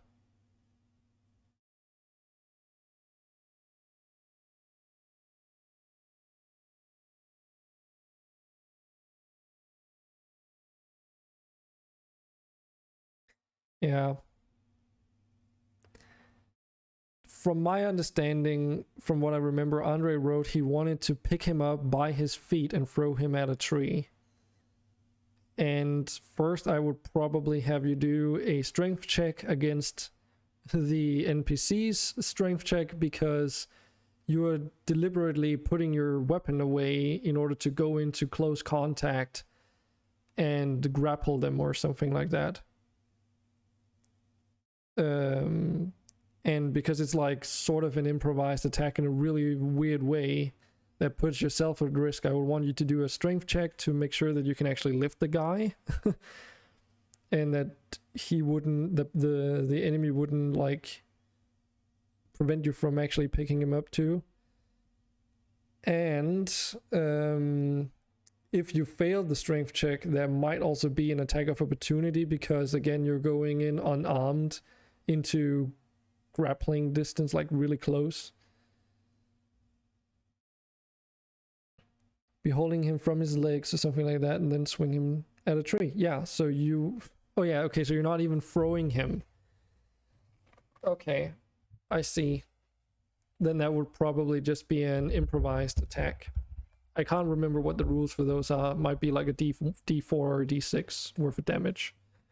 But those other things would still apply. You would still have to do the strength check and stuff, in my opinion, to see if you could actually do it, unless you have a skill that explicitly allows you to do that. Or there's some other ruling that you can find that that you can use as a reference instead.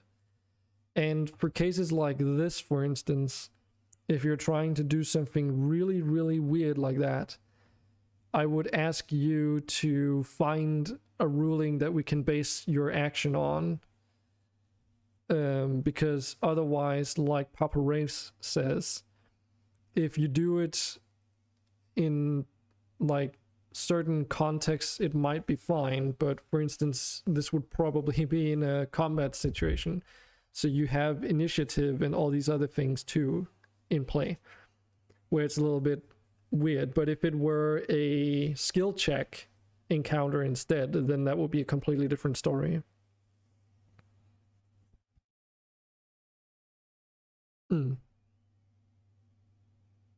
Unless NPC is unconscious. I mean, it would probably be like a one-time attack. And then if you want to continue like holding him down, it would be a grapple or something, so that you can repeat the attack, because the person would be knocked prone as a result. And being knocked prone normally isn't super detrimental, but I mean, you know, if you're if you're literally incapacitating the NPC in this case each turn, that would be pretty unbalanced if they don't have a chance to fight back. All right, Andre.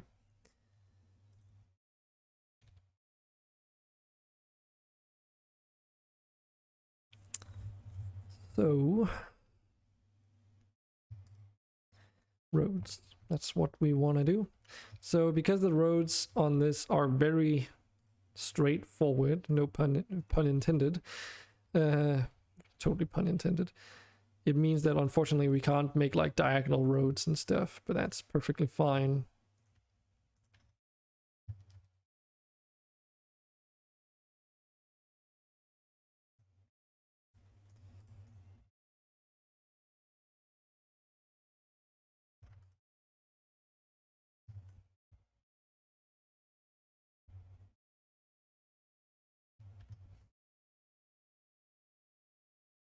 But yeah, Andre was also asking as the very first thing this stream, like, if he would be allowed to like use a tree as a weapon, like how much it would require for him to use a actual tree as a weapon. I'm stick in the mud. If someone's grabbing someone in any way and that NPC is unwilling, almost always go for grapple check on strength. Even prone, I feel NPCs should be trying to struggle away. Yes. And obviously there are some things there like, okay, how many actions do you have in a turn to even be able to do this whole thing from Andre's perspective? Like, is it even possible to do a strength check, a grapple, and actually performing the improvised attack all in one round? So treat the NPC as the weapon and roll damage against the tree, using that damage as the damage done to the dude. Okay, but it depends on what enemy though, because if they're like a humanoid, they'll be using an implement like a sword or a other type of weapon, so it wouldn't really make sense why that weapon would determine the damage output. Okay, implements wise weapon rules. Okay.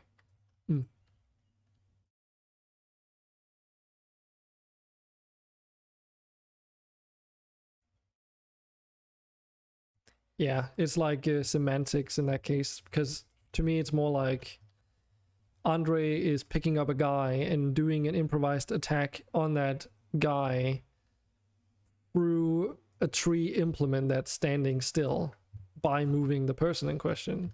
So it's still an improvised attack against the person, but you know, it's not the person that's the implemented thing. But of course, for stat rolling, you need some kind of baseline.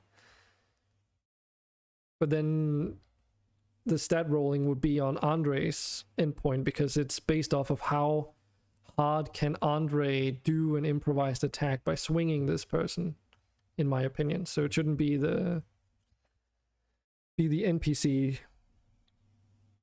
that's, unless I'm misunderstanding what you're trying to say, because you said you treat the NPC as the weapon and roll damage against the tree. Ah, okay.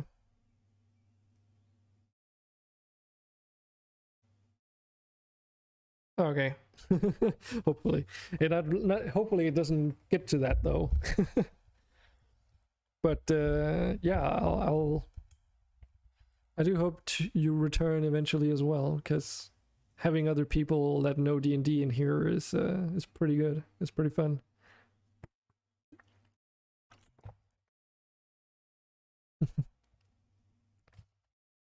Improvised weapons only deal similar damage if they are very similar to an actual weapon. A body isn't, so an object that bears no resemblance to a weapon deals 1d4 damage. The GM assigns a damage type appropriate to the object. Also worth noting that improvised weapons do specifically have to be objects. An improvised weapon includes any object you can wield in one or two hands, such as broken glass, a table leg, a frying pan, a wagon wheel, etc. I mean, it says there a dead goblin, so if a dead goblin is a valid object per se, an incapacitated person would be just as viable, in my opinion. But yeah, see you around, Papa Raves.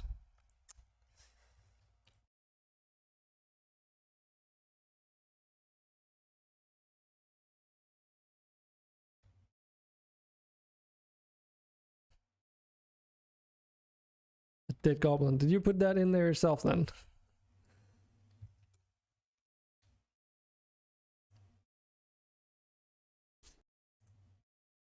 Or was that not what you meant?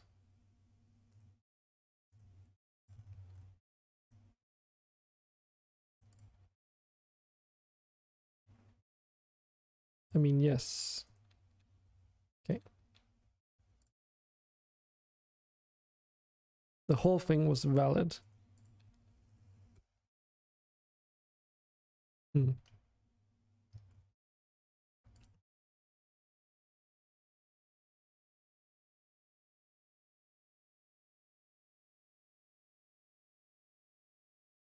That goblin does apply to the rule. Yes. And that's just an example, so, you know.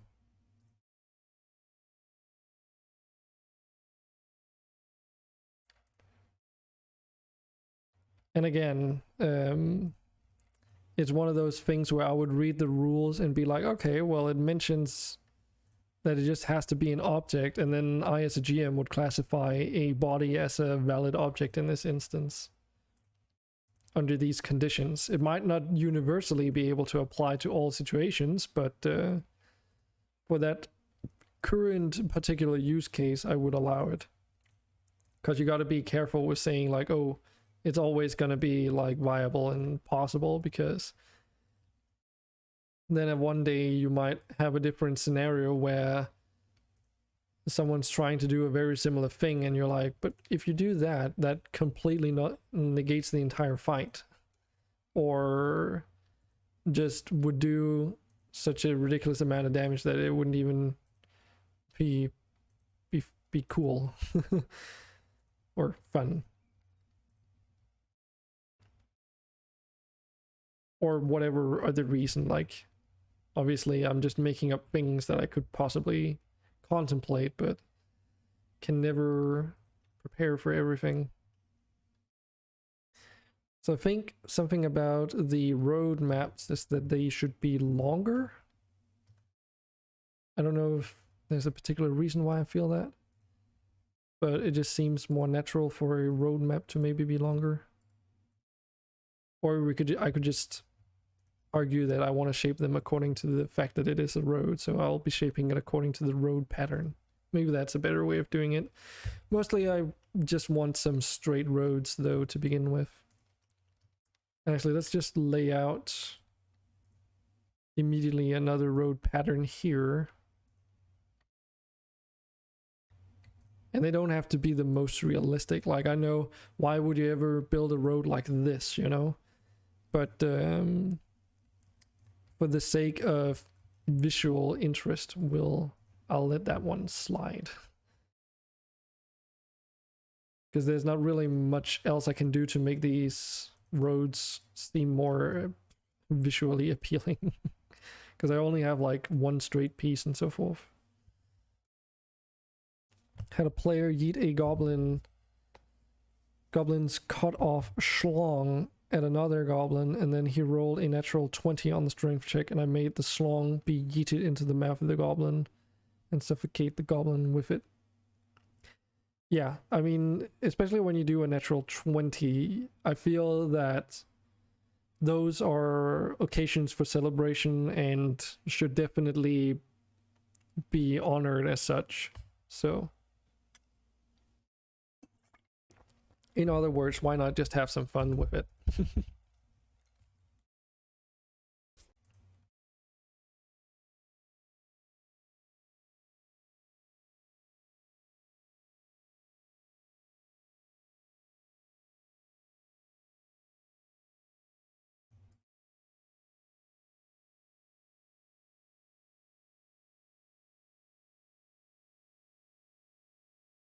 Tell you what though, it is really hot in Denmark today, at least where I am.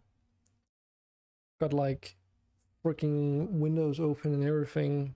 Should even have a draft going through, but I'm sweating like crazy.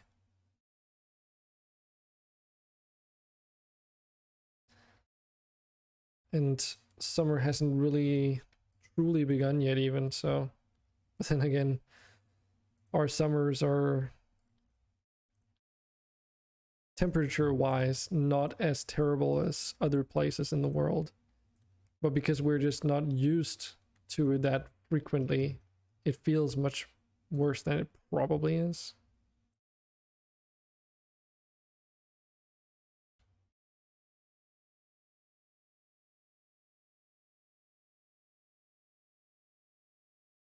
All right, True Hemp.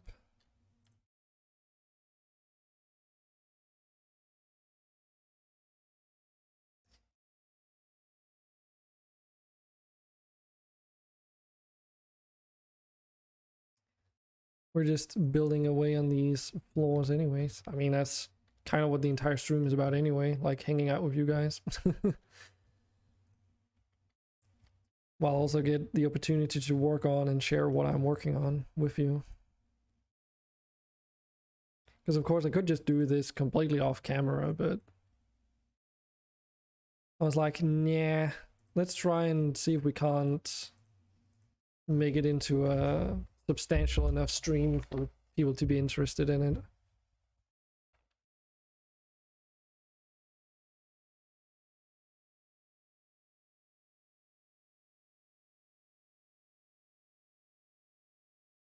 Hmm.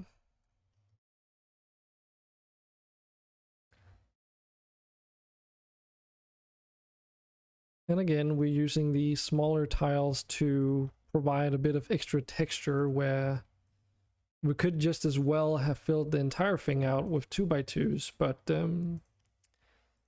it's like what I've been trying to do with the forests, with the level heights and the added details in the, such as the bushes and everything.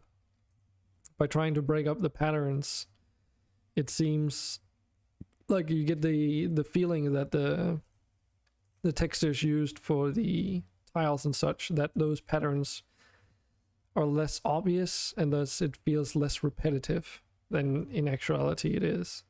Because I mean, all these tiles here, you know, there's only one of them.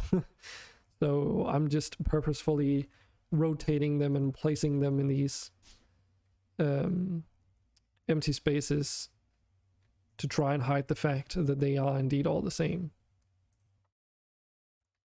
And it's just enough variety that from a distance it breaks the pattern.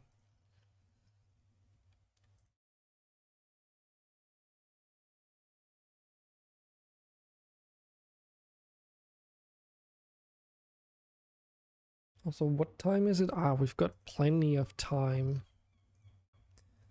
Plenty of time.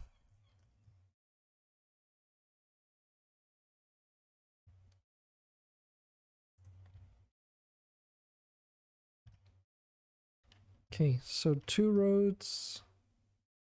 Do we need more than this? Probably.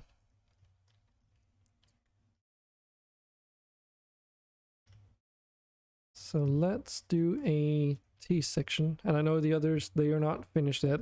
I haven't even begun placing details, but I do want to get an outline for the different road patterns that I kind of need down, just so that that's taken care of. Because then even if for some reason I don't end up finishing these up, which we should be able to, then I will at least have a road to use, like a battle map, even if it's just completely flat. But I mean, that's probably more going to be a concern when the actual campaign starts rolling. Because then it's going to be a little bit harder than to say like, oh, I'm just going to wait until next week or something. If the campaign is that same weekend. Okay. So it feels a little bit bigger, but it's also because it's a T section, so probably it's quite fitting that it would be.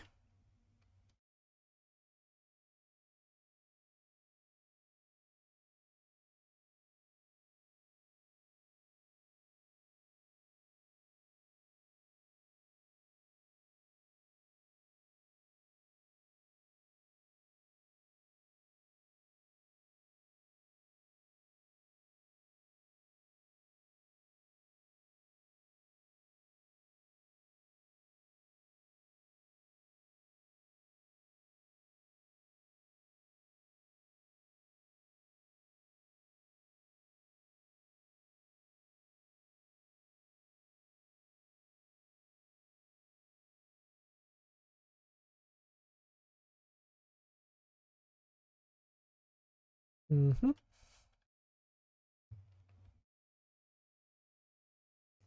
I mean, as soon as you have a method in place for how you want to build these things, it's not like it takes awfully long. Oh shit. Okay, that was a accident. It's not like it takes awfully long, it's just more of the same most of the times anyway. Welcome back, Andre.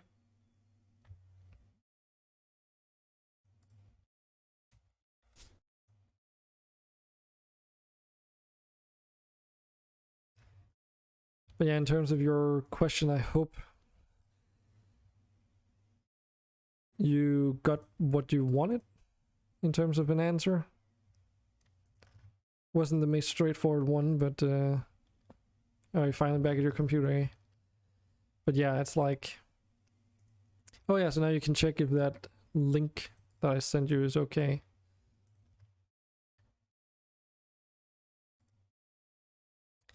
It should be. Should give you access to 2 folders worth of stuff.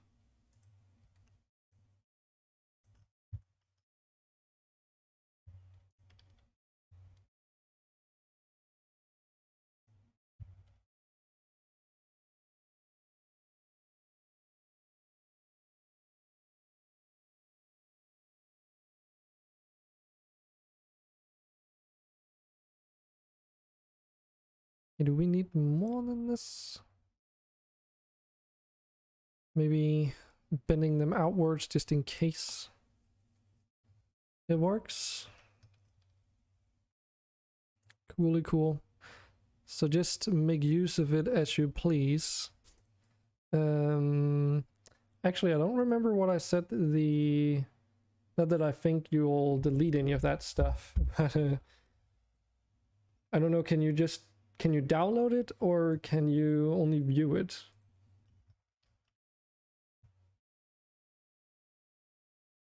Or can you also delete stuff and edit things?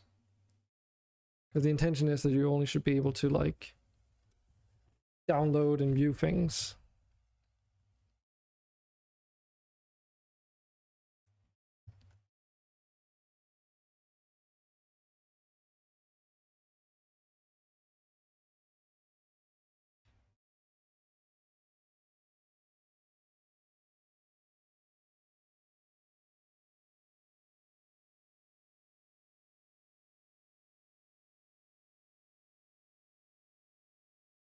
Cool. And it's doing exactly what I want it to.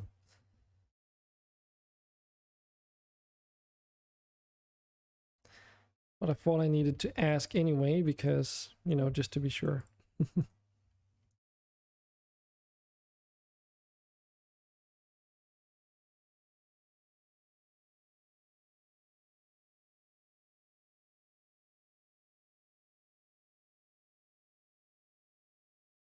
Once I'm a bit more certain on how it works, I'll also share the world anvil stuff. One of the main things that I've been fighting with today is trying to figure out how I can properly hide things from you guys before showing it to you, aka like things you shouldn't know yet. Because it's like the way it was originally structured was that I just have a Word document with a bunch of text in there, and then I would make like PSD documents or PNGs or JPEGs as like actual notes that I would hand out in terms of information whenever it were available. But I thought that I wanted to give World Animal a try, as it allows me to gather all the stuff in one place and make it easily accessible to you. But apparently hiding things is not that easy, which is a little bit of a problem with D&D, because say you go to a library, for instance, it's not just a matter of finding the correct book or whatever, but you also need to do a history check, probably. Or is that only when you need to recall things that you can't recall, like outside of the game? It's like some of those checks I've always found a little bit weird, because it's like, oh, I don't remember this as a player because we haven't played in like 2 weeks, but it's only been a few minutes since we heard the Grand Counselor tell us about this crucial information, so my character should naturally be able to recall exactly what he said. You know, it's always been an oddity to me, because some DMs will ask you to do a history roll to see how well you can remember things, which honestly you shouldn't be required to do in such an instance, in my opinion. Okay, let's do one more T intersection pattern, and then two cross section patterns, and then start decorating all of these.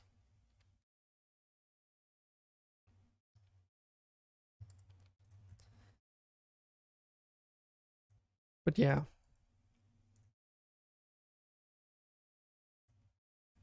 How does this look like? It's a bit silly.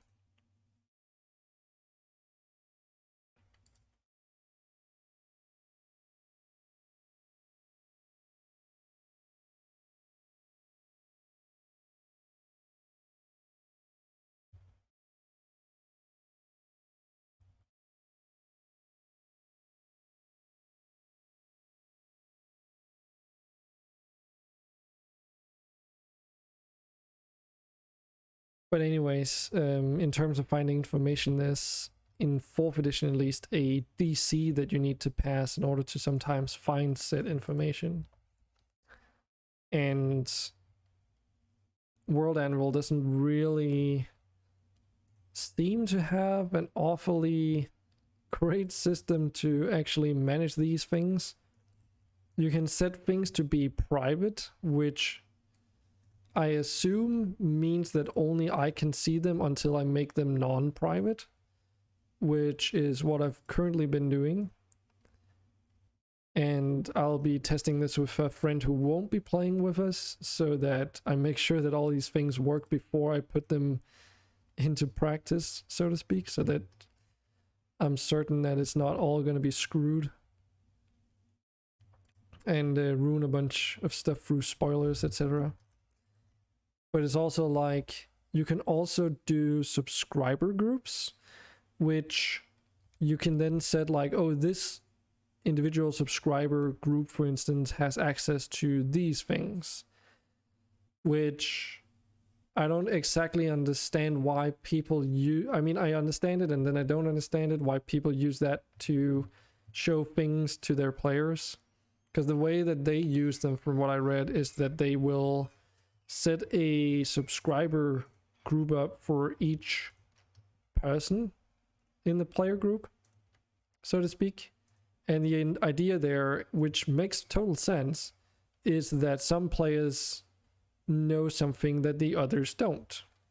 Because it's not uncommon for a DM to take a player aside too and tell them one-to-one specific information that only they get to hear. And then it's up to them whether or not they want to share that information or have maybe reasons to keep it to themselves, because that does happen. But it's just subscriber groups. You only have a limited amount of subscriber groups, if I understood it correctly. So it's based off of the plan that you're running with. And I did invest money into it, so I'm not on the free to use plan, but even on the second highest plan, you're still limited to a certain amount, I'm pretty sure. And then all of a sudden it's just like, okay, so you all read this, or this one person in the group read it, and then I'll have to ask every single time, do you want to share this knowledge that you found in this book that you're all looking through this library for? Do you want to share what you just found, or do you want to keep it to yourself? And it's like, if everyone is going to know all this information anyways, then there's no reason to set up these subscriber groups for all that information, because it would just be wasted effort at that point. Naturally, though, there might be some other things where it's like, okay, this one person is the only person that should legitimately know about these things right now. And then it's up to their discretion who they want to share it with. But even then, at that stage, I would have to go in and I can't read. That's going to be a bit of a problem, mate, if you want to play D&D. But that's going to be a little bit of a problem. Or you mean your character? Your character can't read, is what I assume. Taking that a bit out of into the wrong context, I suppose. But yeah, it's like then you need to still micromanage. Okay, who knows what exactly?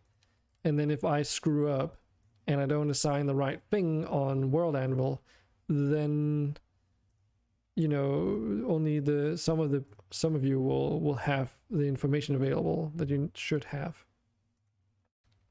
Yes. Okay. Yeah, I was like, can't be talking about real life unless you were just saying it in jest.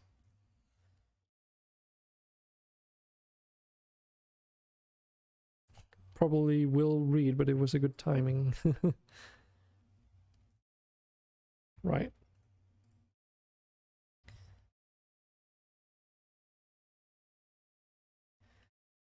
So yeah, I'm not entirely sure on how all of that stuff works in practice.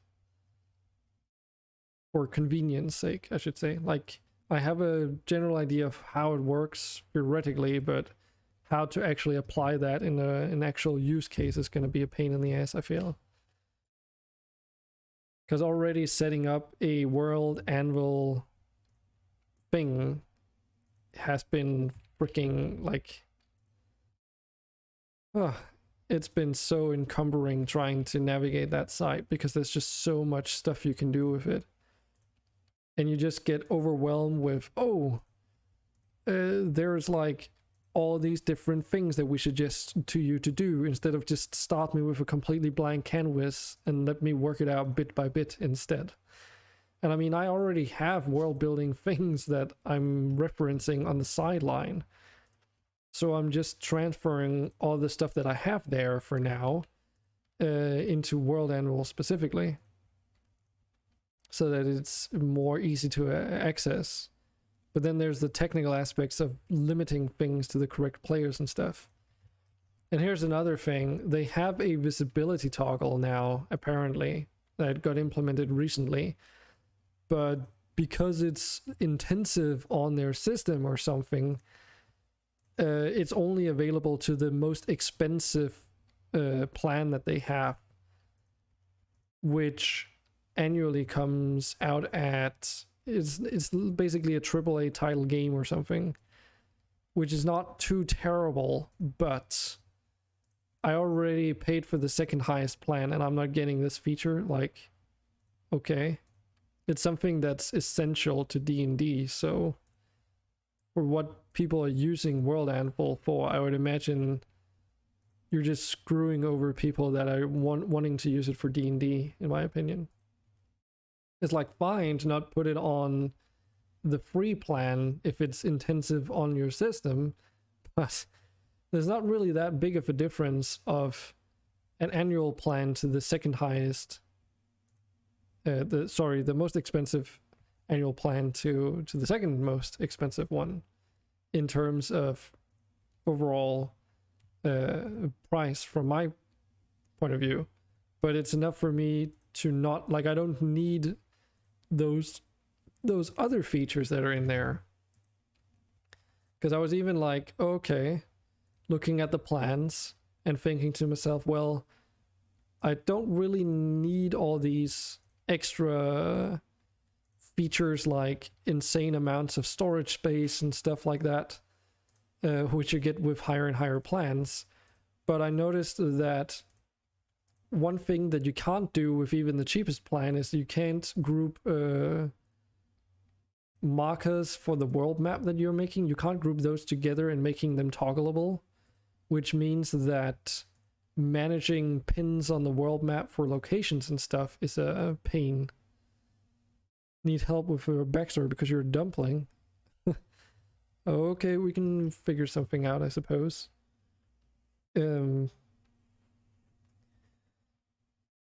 Shouldn't be too much work because I don't expect too much from your background story. Okay, I think this is pretty good. But yeah, so if you want to group pins for like city locations and stuff like that on your world map together, you need to pay for the second most expensive plan on there, which is already quite expensive. And if that's like literally the only reason why I paid for that feature. And the reasoning why is because you can set pins on the world map to private so that you can plan them out in advance and put them in there. So say for instance, oh, I want to, work on the world map today, and I want to build this section of the world map that isn't completed yet.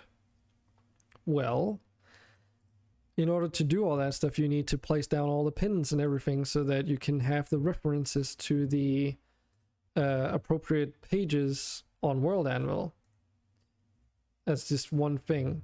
So if you can set up those pins and hook up everything correctly in like advance, that would be very beneficial. But for some reason, that's a paid feature. To group them together, that is. You can still set them to private without, of course. However, if you do that, or want to do it without the paid feature, you're limited to only do it one pin at a time. So, if for instance you want to hide an entire faction on the world map, then you have to hide all those markers individually until you're ready to show them. And that's just absolutely awful. Because the way that you enable these things on the web page is very like, oh, you gotta go click on it, then you gotta go to edit advanced, and then in there you can set it under the right submenu. Now imagine you have to do that for like a bunch of things, and you need to keep track of which ones you enabled or not, because believe it or not, you also can't see at a glance which ones are set to private and which ones are not. So unless you as the creator of that page has, insane memory and make sure that everything is correct the first time around, there's no way for you to keep track of all that stuff. There's just no way. So it sort of pisses me off that that feature for hiding the individual pages was also paid, or only accessible on the most expensive plan.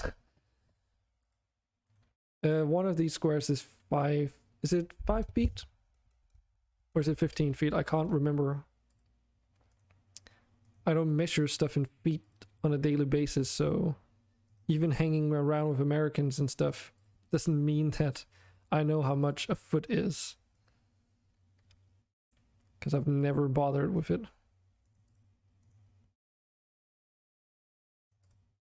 Because it's like a 5-foot square, isn't it? Yeah, so I think it's 5 by 5, isn't it?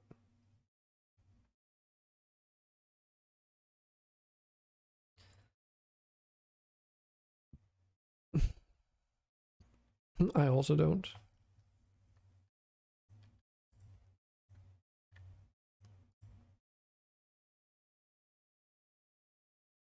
Yeah, I know. For all intents and purposes, one tile is one tile in terms of D&D movement. Usually it boils down to you can move so and so many squares per X amount of feet that you can move. But you have to move in full tile increments anyway. Can't remember, didn't they also change something on the movement system with 5th edition or something? Because it used to be like, oh, if you go diagonally, it gets counted in a different way. Because technically, if you go diagonally, you're actually walking further than if you're going, straight across. These are all the things that I have to relearn because I really can't remember them. Been way too long for that. Just so much out of training.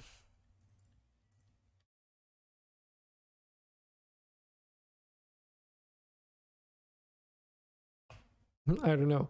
Well, Andre, you are the one who's going to be using those things just as much as me. So might as well look it up yourself. Got the player's handbook, so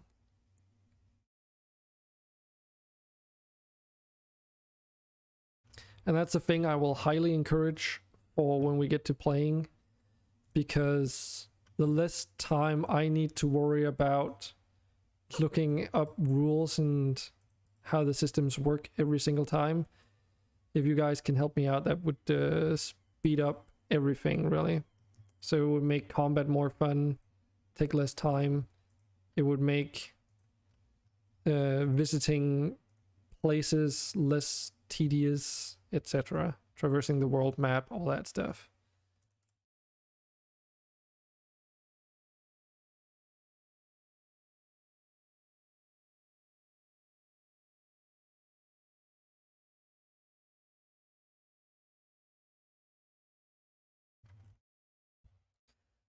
Okay, I feel like this one is getting really, really big, but it's also a crossing, so that's probably fine. And I'll only make one crossing, I feel, because the most common are going to be the straight roads, aren't they?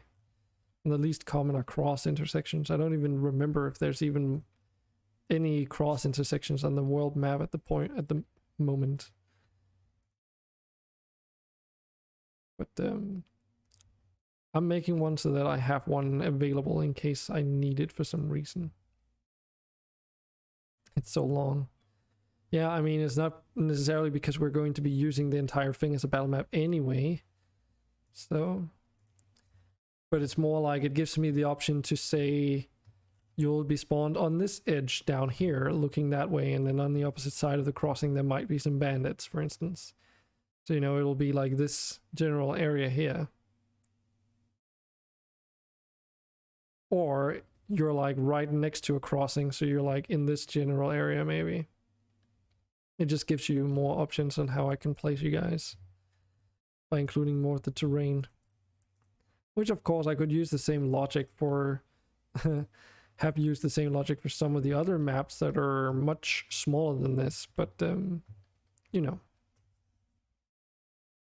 Oh, talking about the rules. Yes.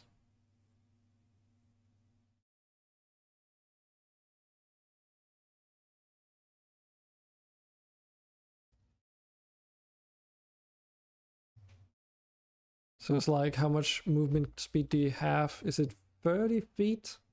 And then each tile is 5. That make, yeah, because you can normally move like 6 tiles or something. Isn't that how it works? For the most generic races anyway.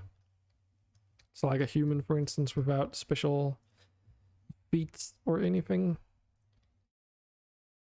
Or is it 60 feet?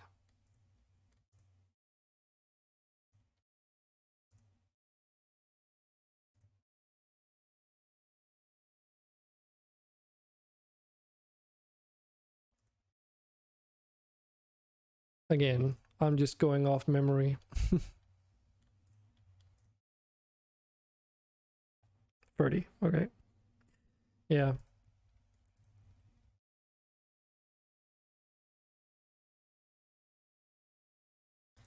And then you can convert a standard action into like a move action or something.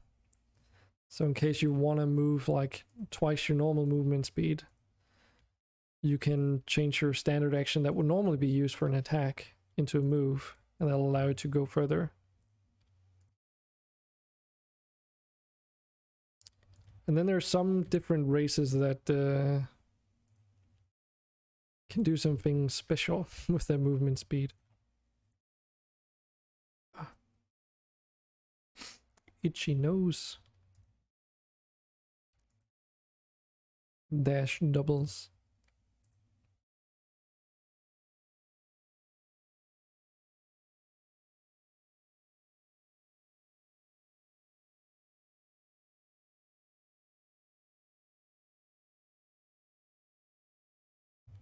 Something like that. Hmm.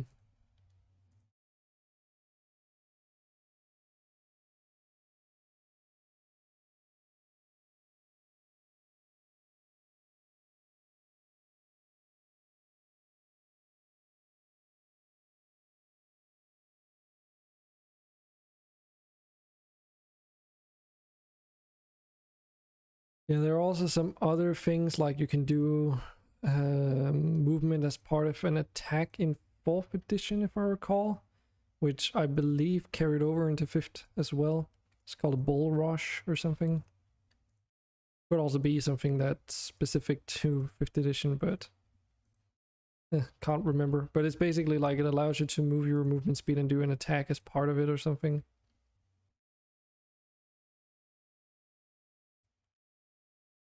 Just can't remember if everyone could do it.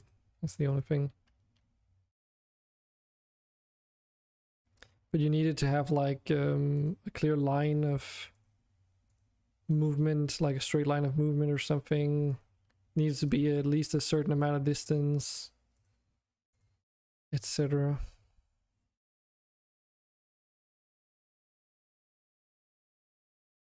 Jumos. Is that a spelling mistake?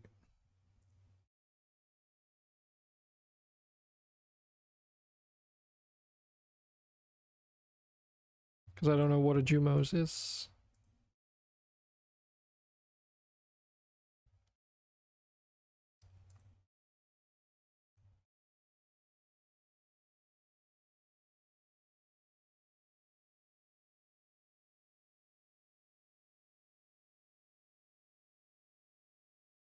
Jumps.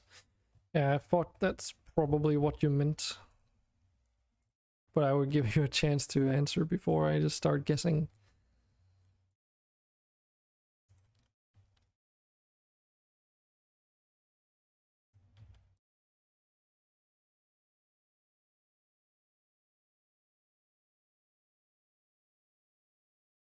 Hey, Sistra. 10-foot minimum, straight line to an enemy, just like a charge, but you push the enemy back. Ah, that sounds about right.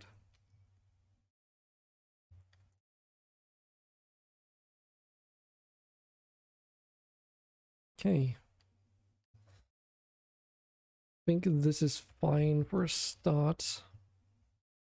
Let's work on some terrain here. Or some height adjustments. Or variations. Variations, that's what I'm looking for. Freaking words. And just like with the planes, I don't want these to be awfully advantageous or in the middle. Just to sort of spice up the surroundings. Break again some of the patterns. Hello. How are you doing today, Sistra?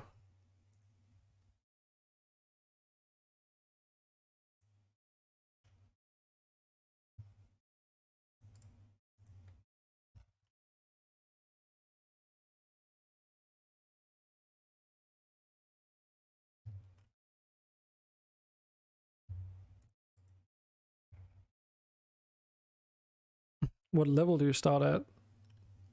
Start from scratch? So you're not gonna be Andre the God Killer, if that's what you were hoping for. Warm, but not as, at least not as hot as yesterday. I mean, I'm sweating here really badly. But I like don't want to open up the windows too much to prevent insects from coming in. But it's like pretty bad actually. I should probably do something about it, to be honest.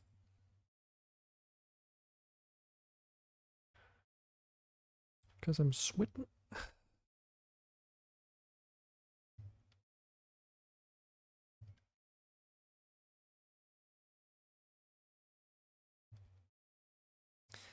Something that I was thinking that I could technically reuse are these road patterns here. If I wanted to make a forest, for instance, I could take this pattern here, remove some tiles, and then turn it into like a forested path instead. Probably not gonna be relevant to begin with, but and now that I think about it, at the time that it gets relevant, I'll probably have more than enough time to not, you know, jump like what is it called? Skip ahead. Just because I don't feel like it.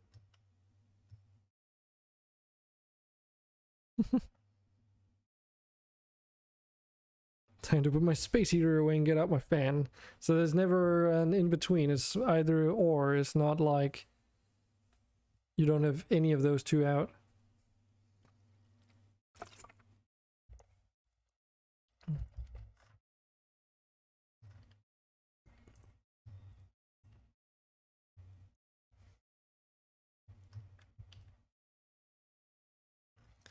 But yeah, I kind of also only just recently turned my radiators down completely.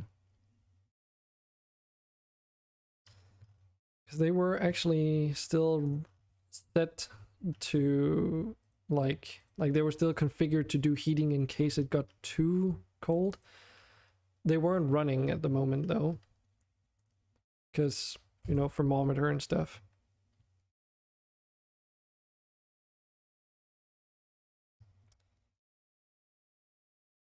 But since they weren't running anyways, I might as well just completely turn them off.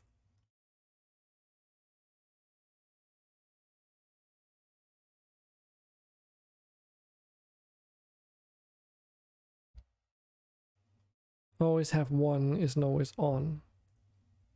Okay. I don't own a fan, and actually, so I will just have to sweat it out. But normally I'm also like the cold kind of person. I get cold really easily. So in the summer I usually just wear shorts and or swimming trousers or something, and it's fine. Swim shorts. That's what I was looking for.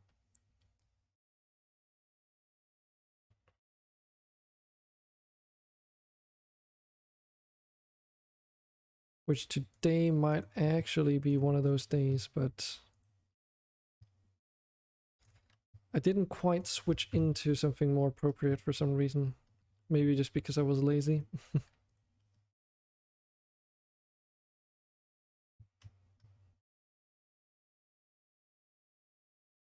And does that mean I don't have a class? I mean, you always have a class at level 1. So...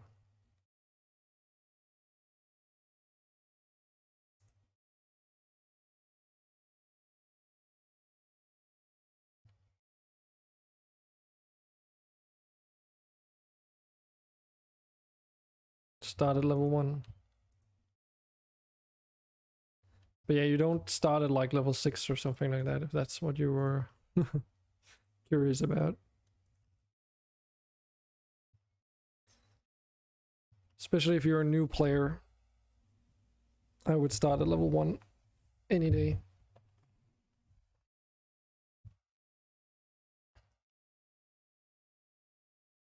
Once people are more familiar with it, we could start at like high levels, in my opinion. But yeah.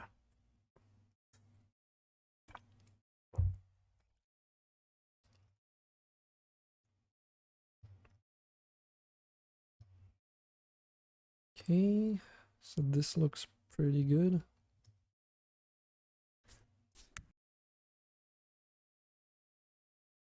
Start at level 3. Okay.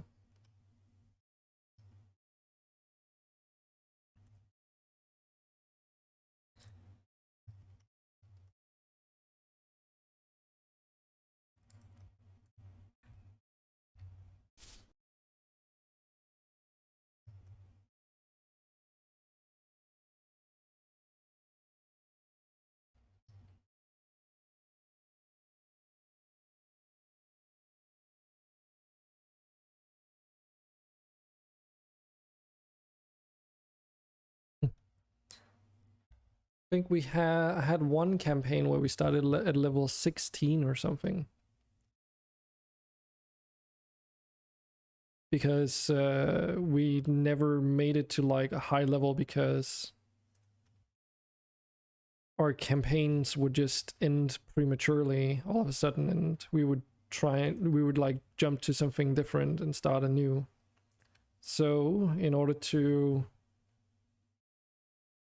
get to try some of the more crazy things for D&D, we started level 16.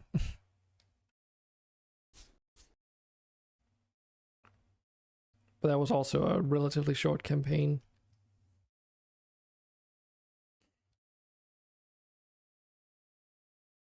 But that was like pretty crazy making a level 16 character from the get-go.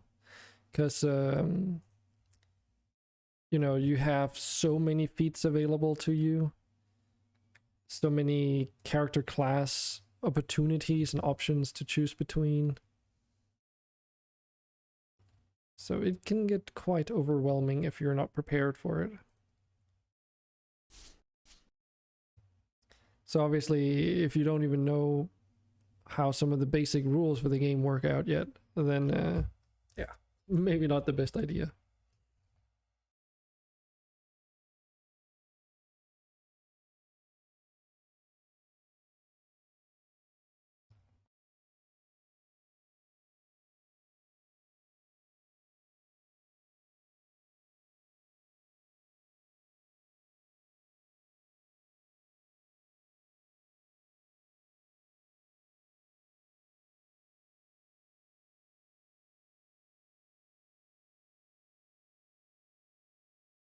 Right, Andre?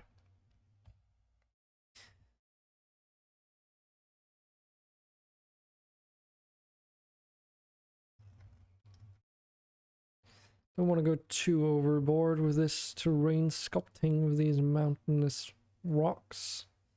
Not really mountains, they're just like cliffside rock pieces. But just enough to give like the illusion of depth or something.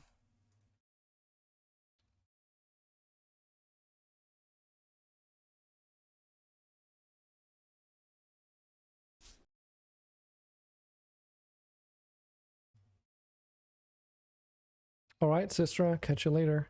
Thanks for dropping by.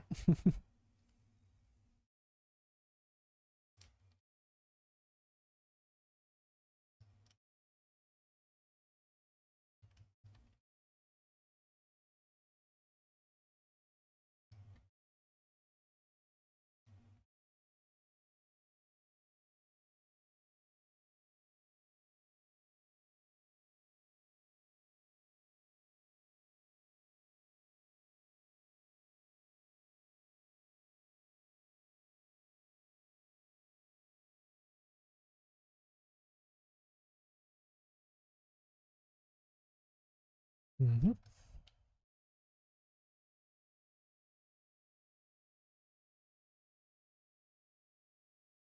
Welcome back.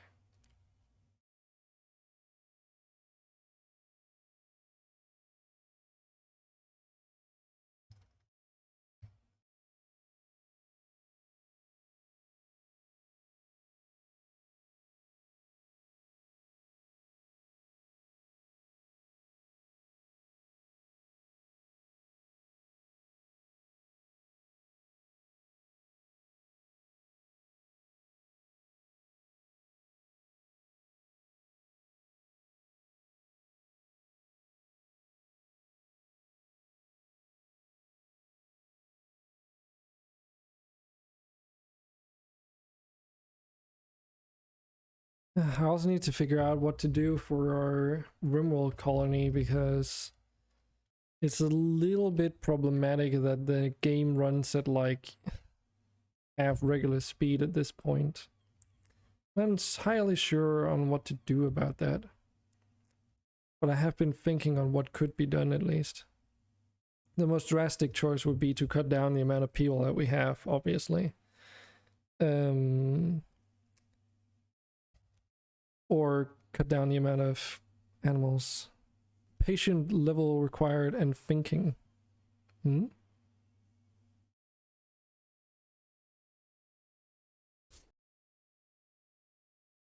Patient level required and thinking.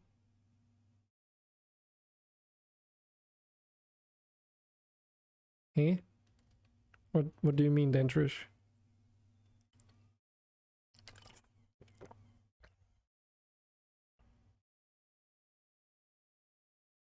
have a character you created and turn it to level 1.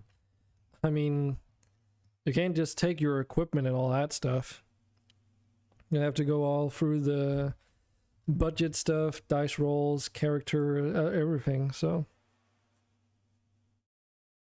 I mean, to say it looks so hard to think and design, you're talking about this. Tailspire? He had only basic stuff. I would have to look at it. Just make a new character, honestly. Like, it would probably be a good exercise to go through that again. Because otherwise, like if you do that, then you might refresh some things that could be of help later.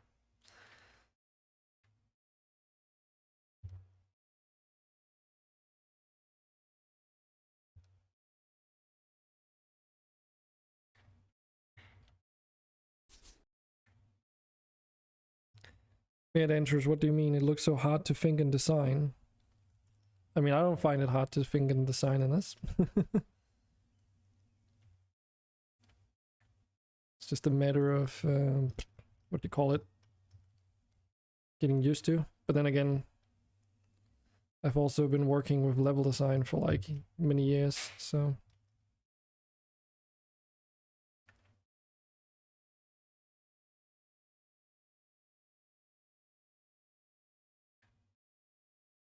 Oh, to UI part.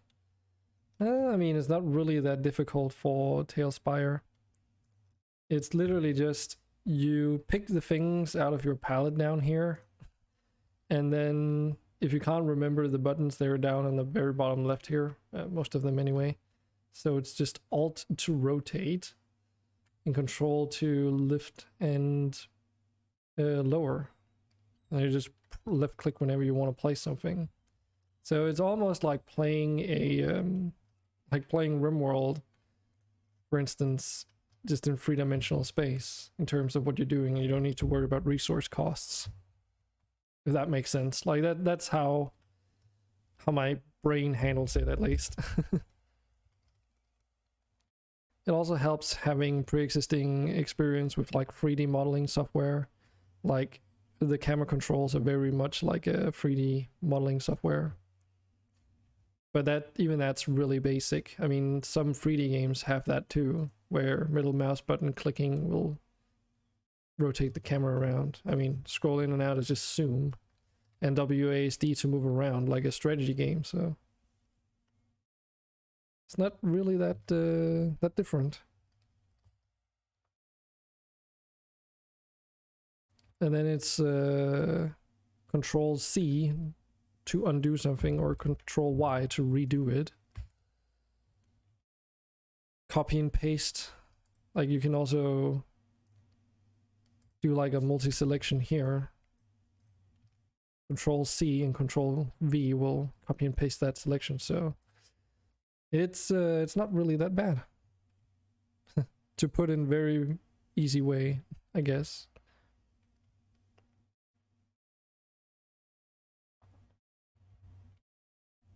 Streaming is, like, creative stuff generally speaking is hard though, but I mean, I have issues with it sometimes too,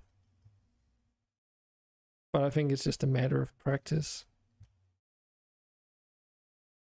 And it's like, for this you don't really have to worry too much about these floating rock things, because that's not really what's important. What's important is that from the perspective of the playing field, that everything looks okay and that it's functional, you know. So that if we place a character, you know, they don't get into some weird geometrical situation here. Which is really simple in this case, because it's all almost two-dimensional terrain. Don't get me wrong, it's in height, you know, but there's no cave where you can go into and through things, right? It's all like you can see everything if you look from a top-down view, right? So even for the forests, that's kind of true. It's just you know, there are trees that might occlude you if you zoom out too far. That's kind of what this thing is for. There we go. Yeah, okay, still does it at that range, but you get the point.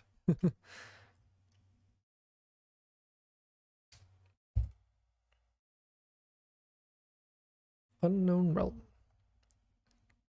So what do we call this?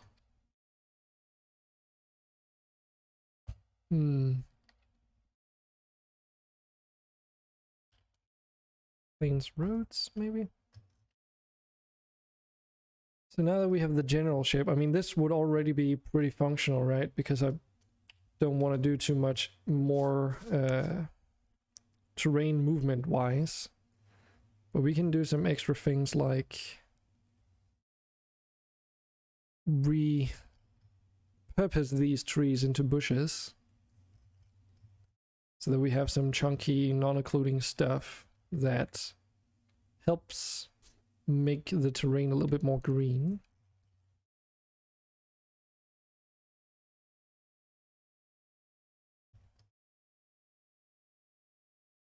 It's like a pretty common trick when it comes to building pretty things in video games too. Like Roller Coaster Tycoon and Stew.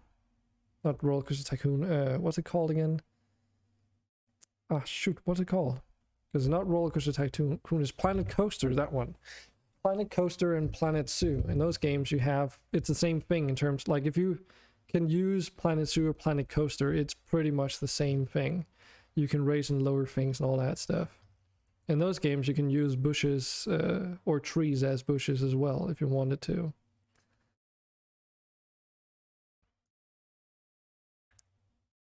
And in some cases you might even want to do that.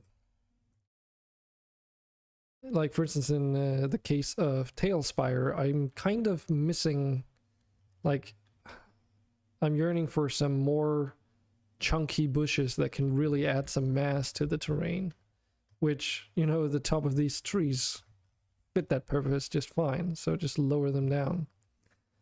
Because otherwise the only other bushes that you really have at your disposal are like this big and this big, which this one isn't really chunky in that same way. It doesn't take up a lot of mass. Because you can use these trees to obscure some weird intersections, and like for these cliff pieces in particular, they are really useful because they help sort of remove these repeating patterns that you otherwise notice much easier. Like, you know, obviously if we look at these two rocks side by side, we can see that it's very much just the same rock slab on here in terms of its appearance. It's just been rotated. You know, even on the piece itself, I believe those are the same rock slabs, just rotated or something. So, and in a D&D scenario, I'm probably overthinking it too. Most players probably won't care about that stuff anyway. But you know, I also like to have fun with it. I've been noticing, like I was browsing through Tailspire and Twitch, and I noticed that some people seem to be using it as like not a tool for D&D, but for like just like creative building. Like one of my friends on a Discord said that, ooh, this looks almost like something that would be fun to just build stuff in just for the kicks, you know? Not with a specific purpose in mind, but just for funsies. And it's good for that too, so if you want to make like a pretty diorama and then use that as a desktop background, I guess you could do that too. Just as one example, right?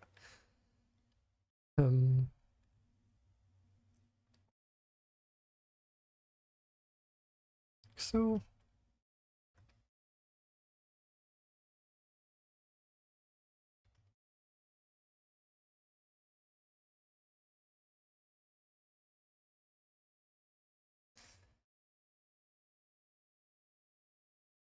it is very quiet though, especially like on my end, because I can't really put music on without having the potential risk of copyright strikes and all that stuff. So normally I would have music blasting in the background. Well, blasting and blasting on like a low volume, but it would be there. And then I would just also be in complete work mode, so it would just, yeah, just work along. And then before you know it, you know, several hours have passed and you've made something pretty cool looking. Well, I would say pretty cool looking.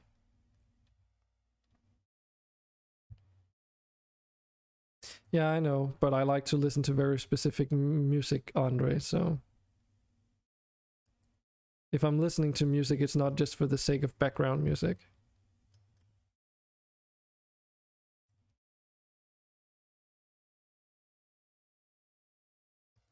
So that doesn't really do it for me. But I said it earlier in the stream that there is a solution though. You seemingly you can split out the audio tracks so that what you guys hear on the actual stream isn't what's being put in the VOD. So basically, it would split out the audio channels so that one audio channel or track or whatever would go to the actual stream, and then you would just leave out the music part of the track for the VOD. Would be a little bit confusing for people on the VOD in some cases if they're, you know, in watching the VOD later and looking through chat, but hey, if that's a concern, then you should probably just come when it's live. That's just something you unfortunately will be missing out on.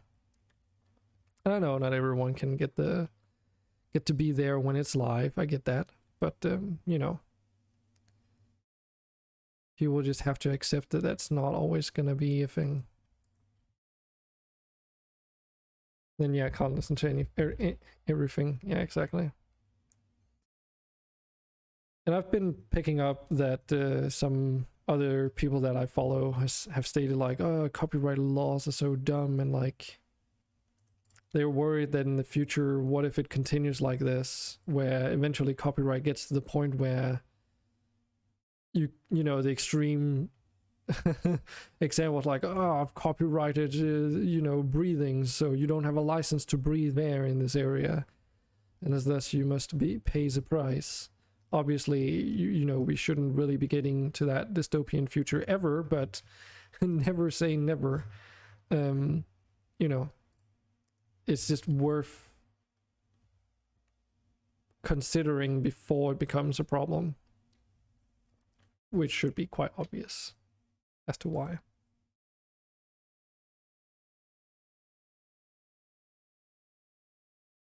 Literally axe idiot. Okay.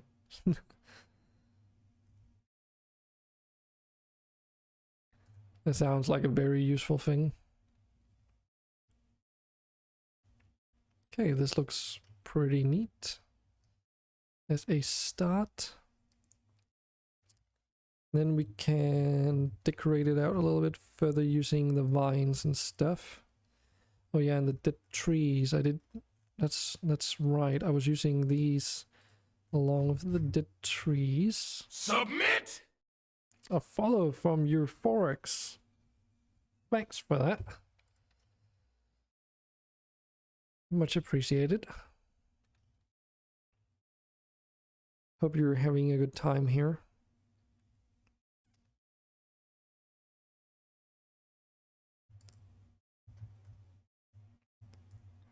Okay, so... oh yeah, there's another one very early on here. I really like this tree. It's got a lot of texture to it, if you can call it that. A lot of branches, which is always good, because that means that, you know, looking at even the same model from different angles might make it appear something different, or give it a different look, even though it's the exact same piece.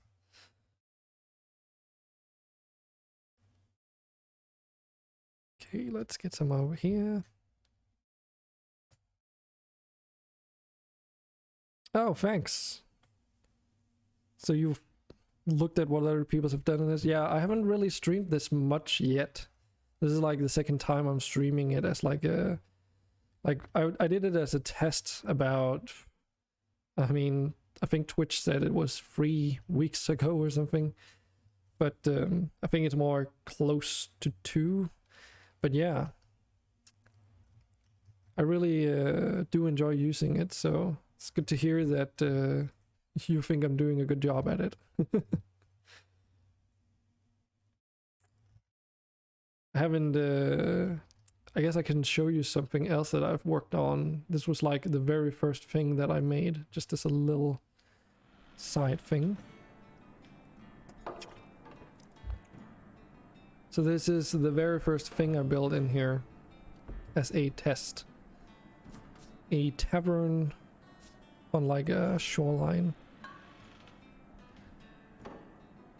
Complete with interior and everything.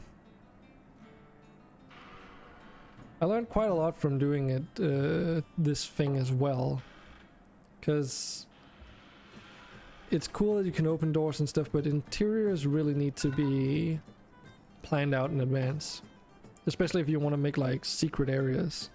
So to give you a little tour, there's the beachhead here, of course, which should be very obvious with a lot of ramps and stuff to get up and down.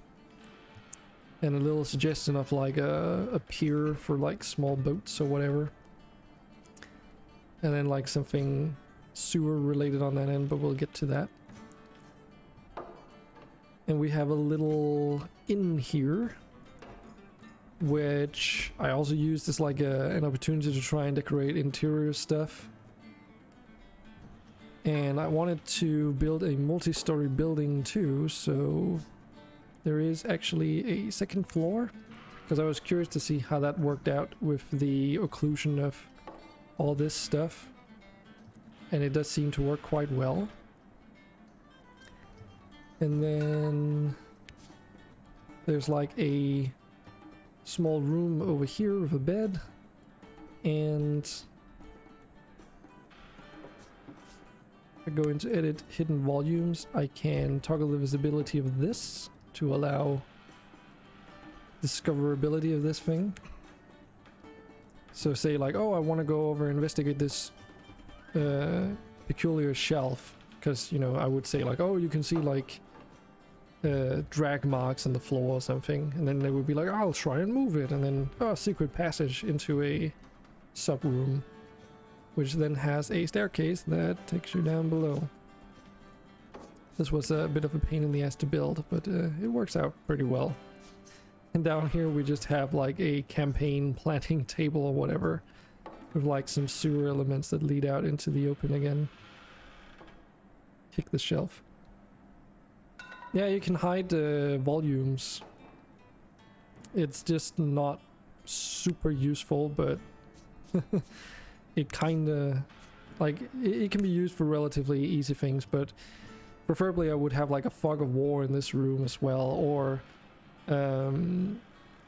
actually say, like, for instance, if we took this tile here and then just did like this, that would work too, because you can't see there's a floor there. And then we go into GM view and go into create hide volume. The main problem with this one is that you would have to make 2 separate ones, but that's perfectly fine. Can we? Yes, we can edit this. But can I actually? No, I don't think so. Yeah, that's a little bit of a problem. So although I would be able to hide this volume, it will also hide the staircase because it's overlapping. Well, that sucks.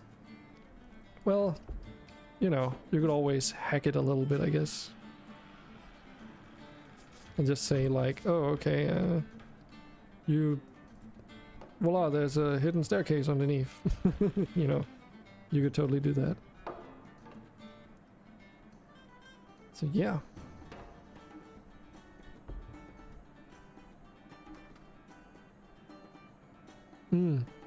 Yeah, I haven't really looked at other people's creations much yet. I've just been messing around with this thing really.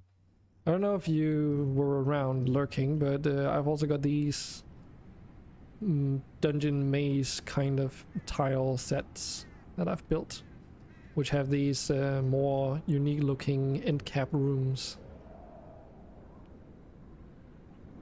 that I'm pretty proud of so far. Didn't take too long to build once you get the hang of it, of course.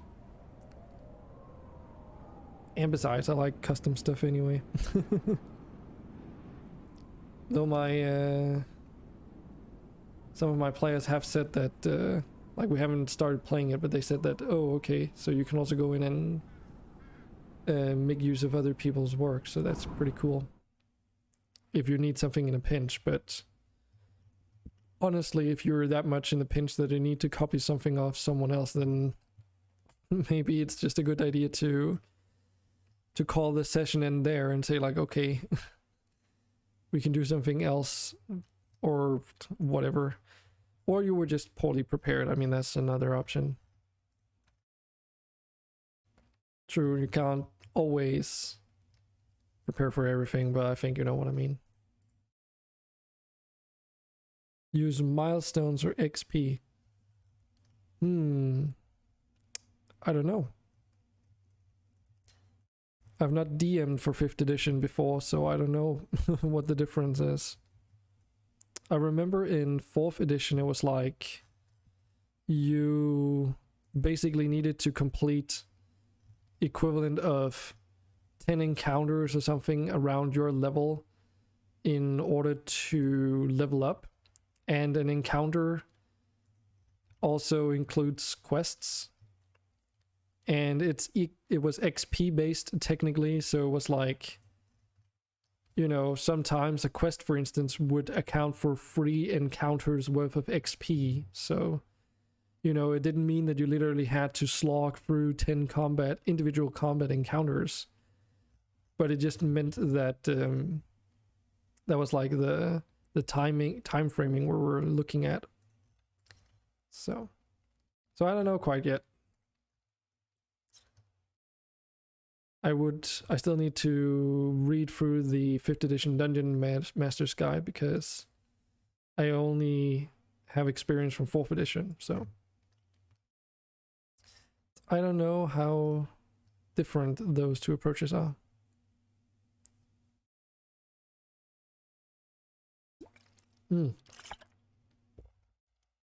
I see. Well, it would probably be XP. And then I would use a similar style to what I was just explaining, where you know, doing quests and all that will give you certain increments or whatever. So it's probably not quite XP. It's going to be like a mix between milestones and XP. So it's like after you've completed a total of 10 encounters, that's when you level up. And then some things might count for more encounters because, you know.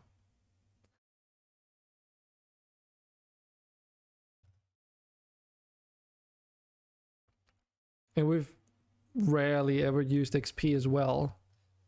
I mean, we've been using XP on our character sheets, but in actuality, I don't think in any of the times I've played in the past that that we like that any GM like had their own XP system. And that's the thing about D&D, is like balanced towards that 10 encounter thing anyway, unless like the XP system gives you room to say, oh, this encounter I actually want to make a little bit more difficult, and then if they manage it in a certain way they get extra XP, you know. But I mean, it's not really like it matters too much.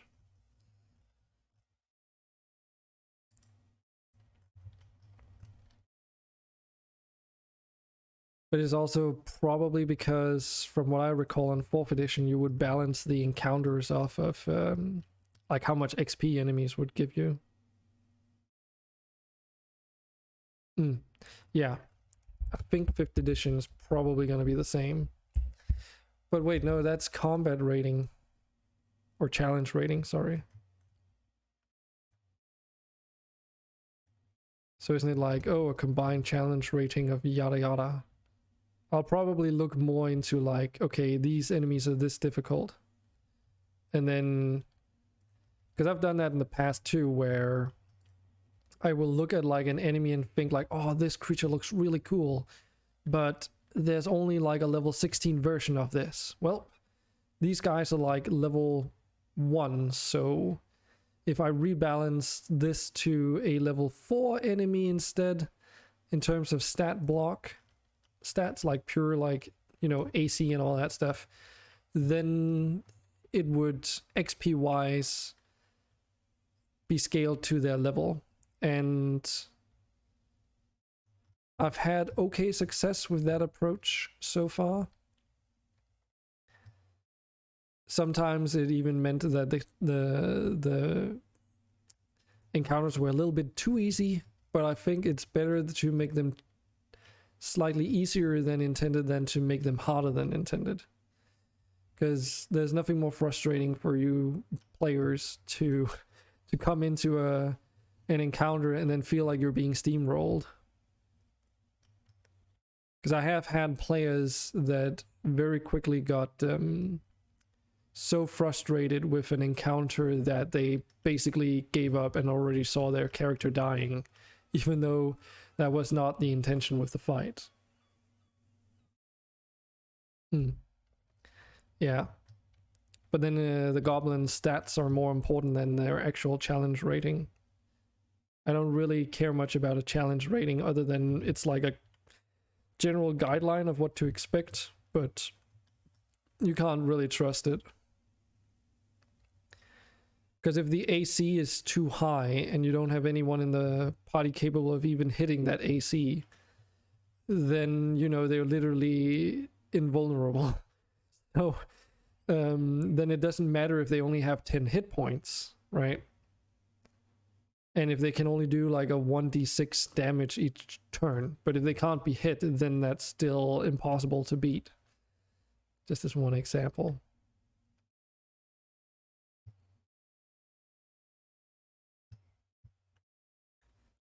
And that's the kind of stuff I want to try and avoid. But yeah, I had one like encounter where the intention was to give the players the opportunity to win the encounter if they were really smart, which unfortunately they basically didn't. Weren't smart enough, because they essentially gave up. They didn't even give it a chance. But the idea was that, okay, if they fail this encounter, they're not gonna die. They were going to get captured. But the players just saw that, oh god, we're getting fucking wrecked here because there are all these enemies and they're taking us all out. But the reason why they got wrecked is because they didn't work together as a team. They were all just doing their own weird thing in the middle of a high stakes combat situation.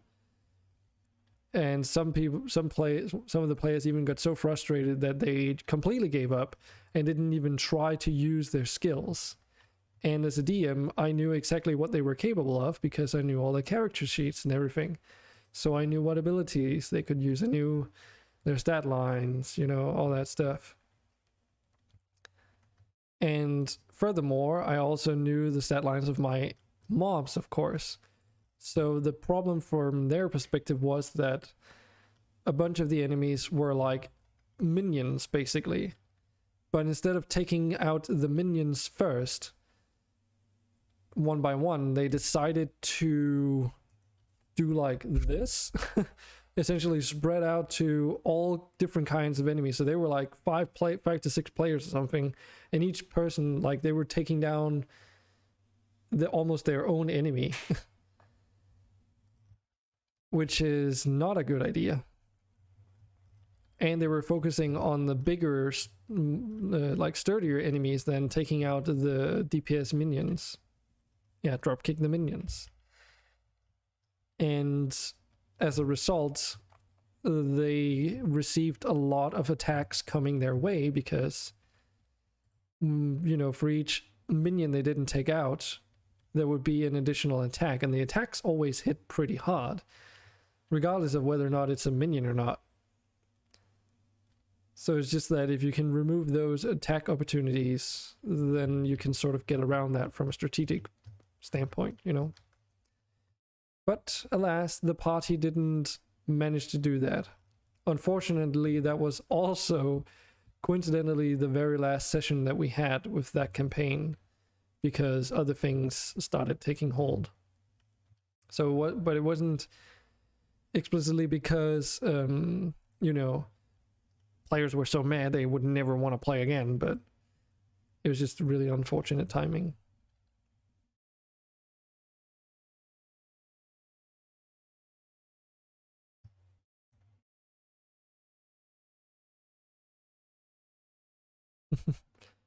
Well, you'll have plenty of time to show that when we actually get to playing Andre.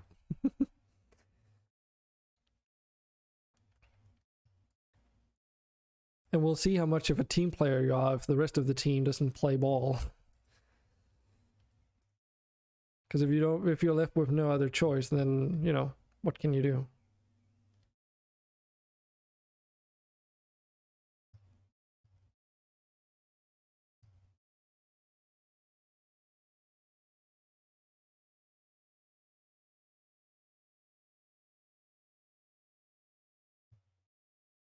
I just wanted like I feel like I need to have some detail in on the battle map itself, because it feels very plain and boring, even though there's stuff going on in the backgrounds. So we'll just add some ferns here and there so it doesn't provide too much occlusion, basically. But just enough to give the impression that this is like actually, you know, a lush environment or something.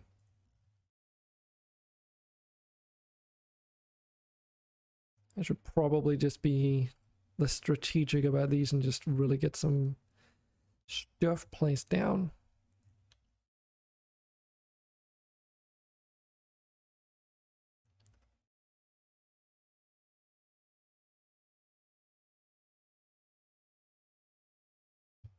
Something that I could really like use here is actually some grass tufts or something, just some tall grass. Like these, basically. Like these cattails here, but in like a wider area, maybe not as tall. And then make them have no colliders, so that when you move your token into them, they actually go through them and not on top of them. Because I'm pretty sure if I place these cattails here, and I take my test character, we go out of build mode. Yeah, it does get actually counted as solid terrain, so using that as like, you know, if you want to have a battle map where you have some tall grass or something inside the battle map as a place where enemies can hide and stuff, you can't really use that here because you can't do stuff like, you can't toggle the colliders on these things. I am on the glass, yes. So that actually, that's actually something I need to figure out how to do.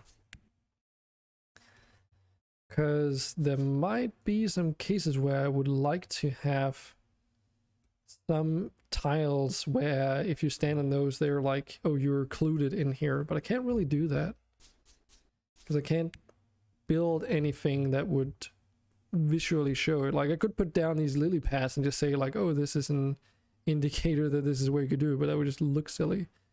Because even these have a lot of mass to them, so you would just stand on top of them and look really dumb.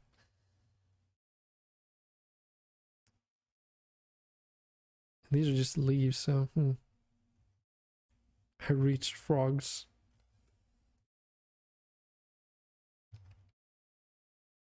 Should also make use of these.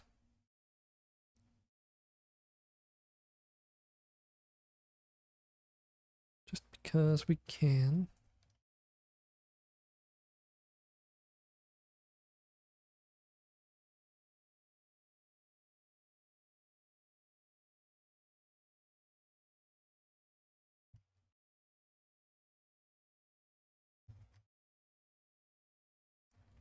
And once I've done these roots and stuff, I think that would be enough to break off the Like, that's more than enough detail for these rock cliffs, basically. I don't even know if I probably don't even need to think that fine. This is probably more than enough.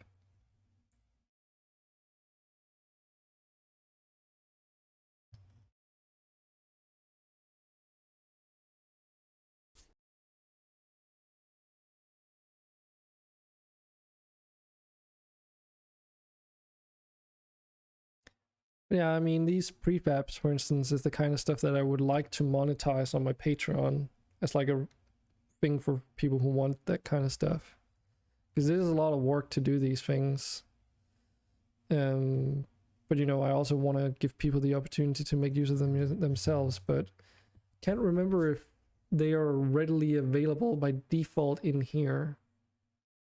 Because obviously that means that, you know, I couldn't really... Okay, maybe you need to publish them as actual things. Okay. So that would mean if I don't publish these things, then that would be the only way that you could acquire them.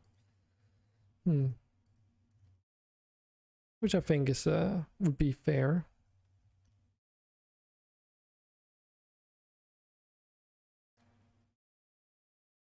You have a question? Yes.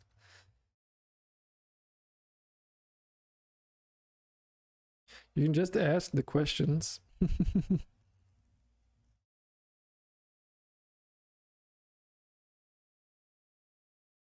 Could I play a werewolf? I mean, in the last campaign I did, I had a vampire, a pixie vampire, so if there's rule sets for it, then you could, but you would have to consider that very carefully. Because being a werewolf probably wouldn't work out with the rest of the party. So you just gotta realize that if you play a werewolf, you have to be very secret about it as a player. And you would also have to somehow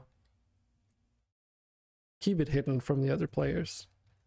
And acknowledge that if it gets found out and other players' characters don't fall in line with being around a werewolf, your character might just end getting like killed. So it's a risk that you can take, but yeah, I would be very cautious about anything like that. Because, like, for instance, if you're a vampire, cool, you can totally be that, but consider that if you are a vampire, you're also considered undead. Well, someone in my past party was a devoted follower of the Raven Queen, and Raven Queen dictates that anything remotely undead is something that has to be removed. So you can kind of imagine why that would be a problem.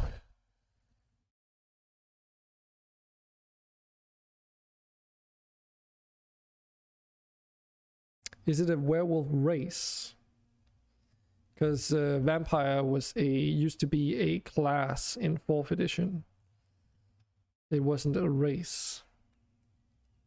Makes perfect sense, because otherwise, like, there would be no way of distinguishing between you being a human vampire or a pixie vampire or a orc vampire or whatever.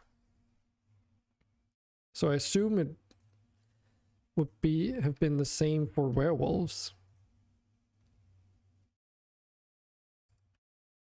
That it's actually a class that you have. Because it was really weird with the pixie vampire situation, because as a pixie vampire, or as a pixie rather, your character size is like really small. So your character size is only half that of a normal character in terms of world space on the battle maps, which allows you to, if the person, the player, or whatever NPC allows you to, it allows you to stand within their square, essentially. And you can hover at like a fixed maximum height as well, because you have wings. On top of that, you also get like a special ability that allows you to convert or temporarily turn items into pixie size, which is how or what explains why pixies can wield like a pixie-sized longsword but still do the same damage as a regular human with a longsword. And that's because the ability also states that changing the size does not change the item's inherent like attributes and stuff. So it weighs the same, it does the same amount of damage, it's just much smaller. And as long as you had it on you as a person, like as long as you, the pixie, had it on you, it would retain its size too.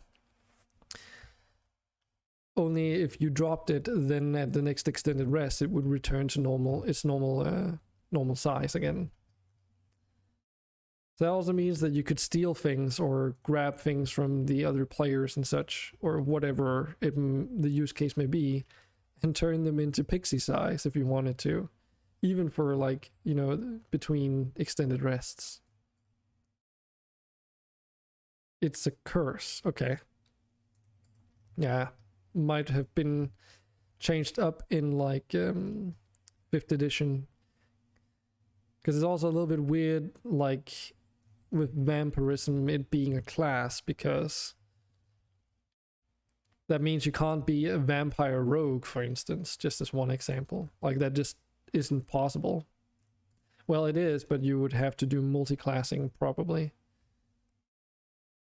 but that means you wouldn't get to make full use out of being a vampire, I suppose.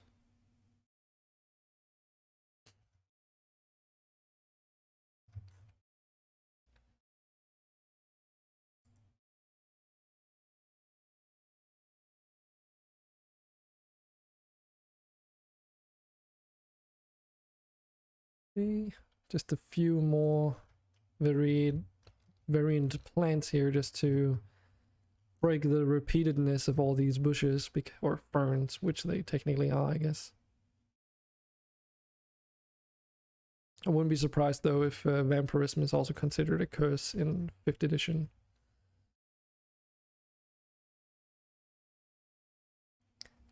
But yes, you can do anything you want with your character. The whole idea behind Trion's Divide anyway is to create a story world where any kind of character can exist for multiple reasons. One, the most important one from my perspective, is that creating a new world is a lot of work. Like, it's an insane amount of work to do world building. And like, unless you're doing it professionally or for some reason you just happen to have the time available, like no one will probably ever get to do the world building to a degree where, you know, every campaign you can have a new world.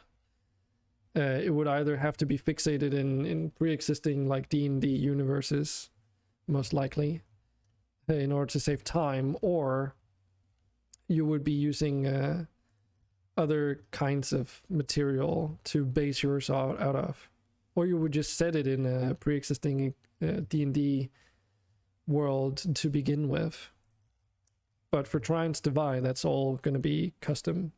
It's going to be based on D&D rules and stuff, D&D races, weapons, items, technology, what you can basically expect from a universe like that. But with the added twist that I can switch it up and allow for things that normally wouldn't fit in. So for instance, flying airships is a possibility, just as one example. I know they have them in D&D too, if I recall, but probably not exactly like I'm intending on implementing them. Plane shift Innistrad. Yeah. Innistrad. Yeah, that's another weird thing with D&D. It's like this weird cross out over now these days with what's it called? Magic the Gathering, because Innistrad is also something from Magic the Gathering now. And that's also covering werewolves and vampires and all that stuff.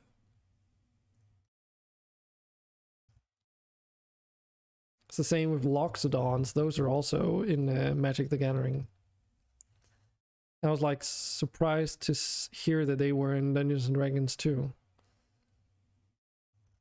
because I wasn't aware of that.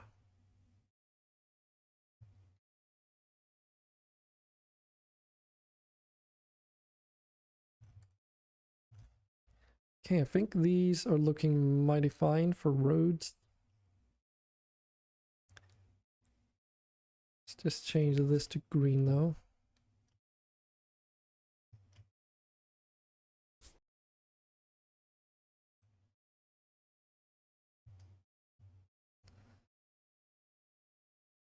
Okie dokie.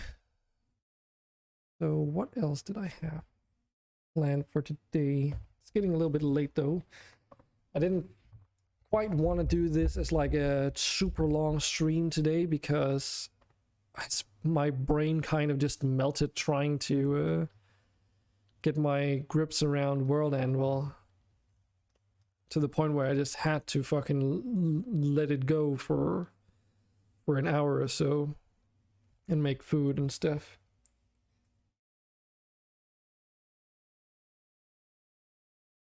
But yeah, let me just think for a moment. So we have forests, which is very important. Kinda need or could use some buildings, but I don't... That's gonna take like a lot longer to build something like that, I feel. So, yeah, I'm trying to think here.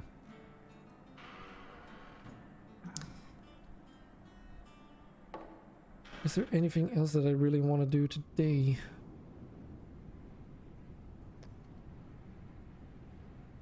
Nope, I think this is pretty much all that we need to get started with the campaign, actually. Just some generic plains and some with roads and some generic forests. Because those are the kinds of terrains that are going to be present, let's put it like that, in the campaign. Eventually I might make like a campsite and stuff like that, but actually I don't know if that's even necessary. So yeah, I think this is actually going to be it for today, maybe. Yes, well, thanks for hanging out with me, everybody. I've also got a stream on my schedule for tomorrow as like an open slot. I should really rename that. I think it still says like Horizon Zero Dawn, but since I need to do a lot of text-based things, I don't know if that's something I want to like share, because it's probably not going to be that interesting for you to see, and I will most likely need to concentrate a lot. So which one do I need, TS or the annual thingy?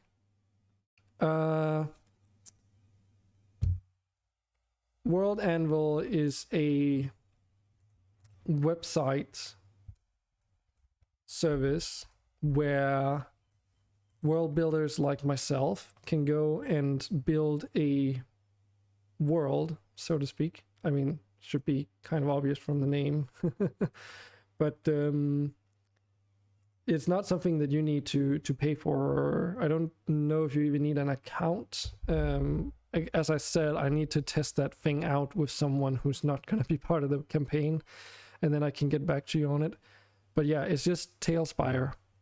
because this is for the battle maps, and everyone who needs to join this session when we play needs to have Tailspire to move your pawns around and stuff. Tokens.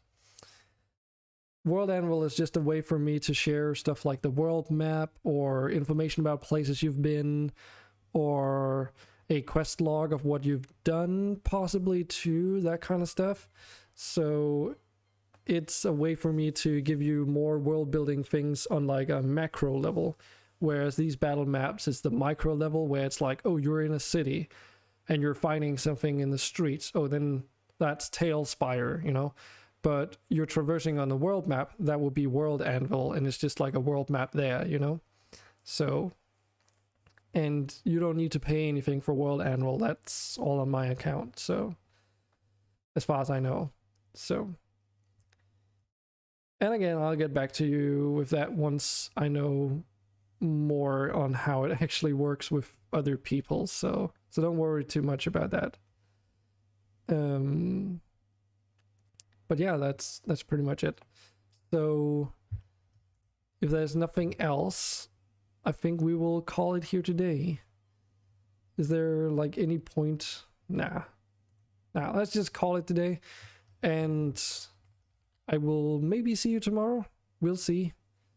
Feel free to drop by if you see that I'm streaming. And again, thanks to everyone who popped in and everyone new who gave me a follow. You'll also be more than welcome when I'm working in World Anvil or Tailspire, if that kind of thing suits your fancy. So with that said, thanks for today, and I'll see you all next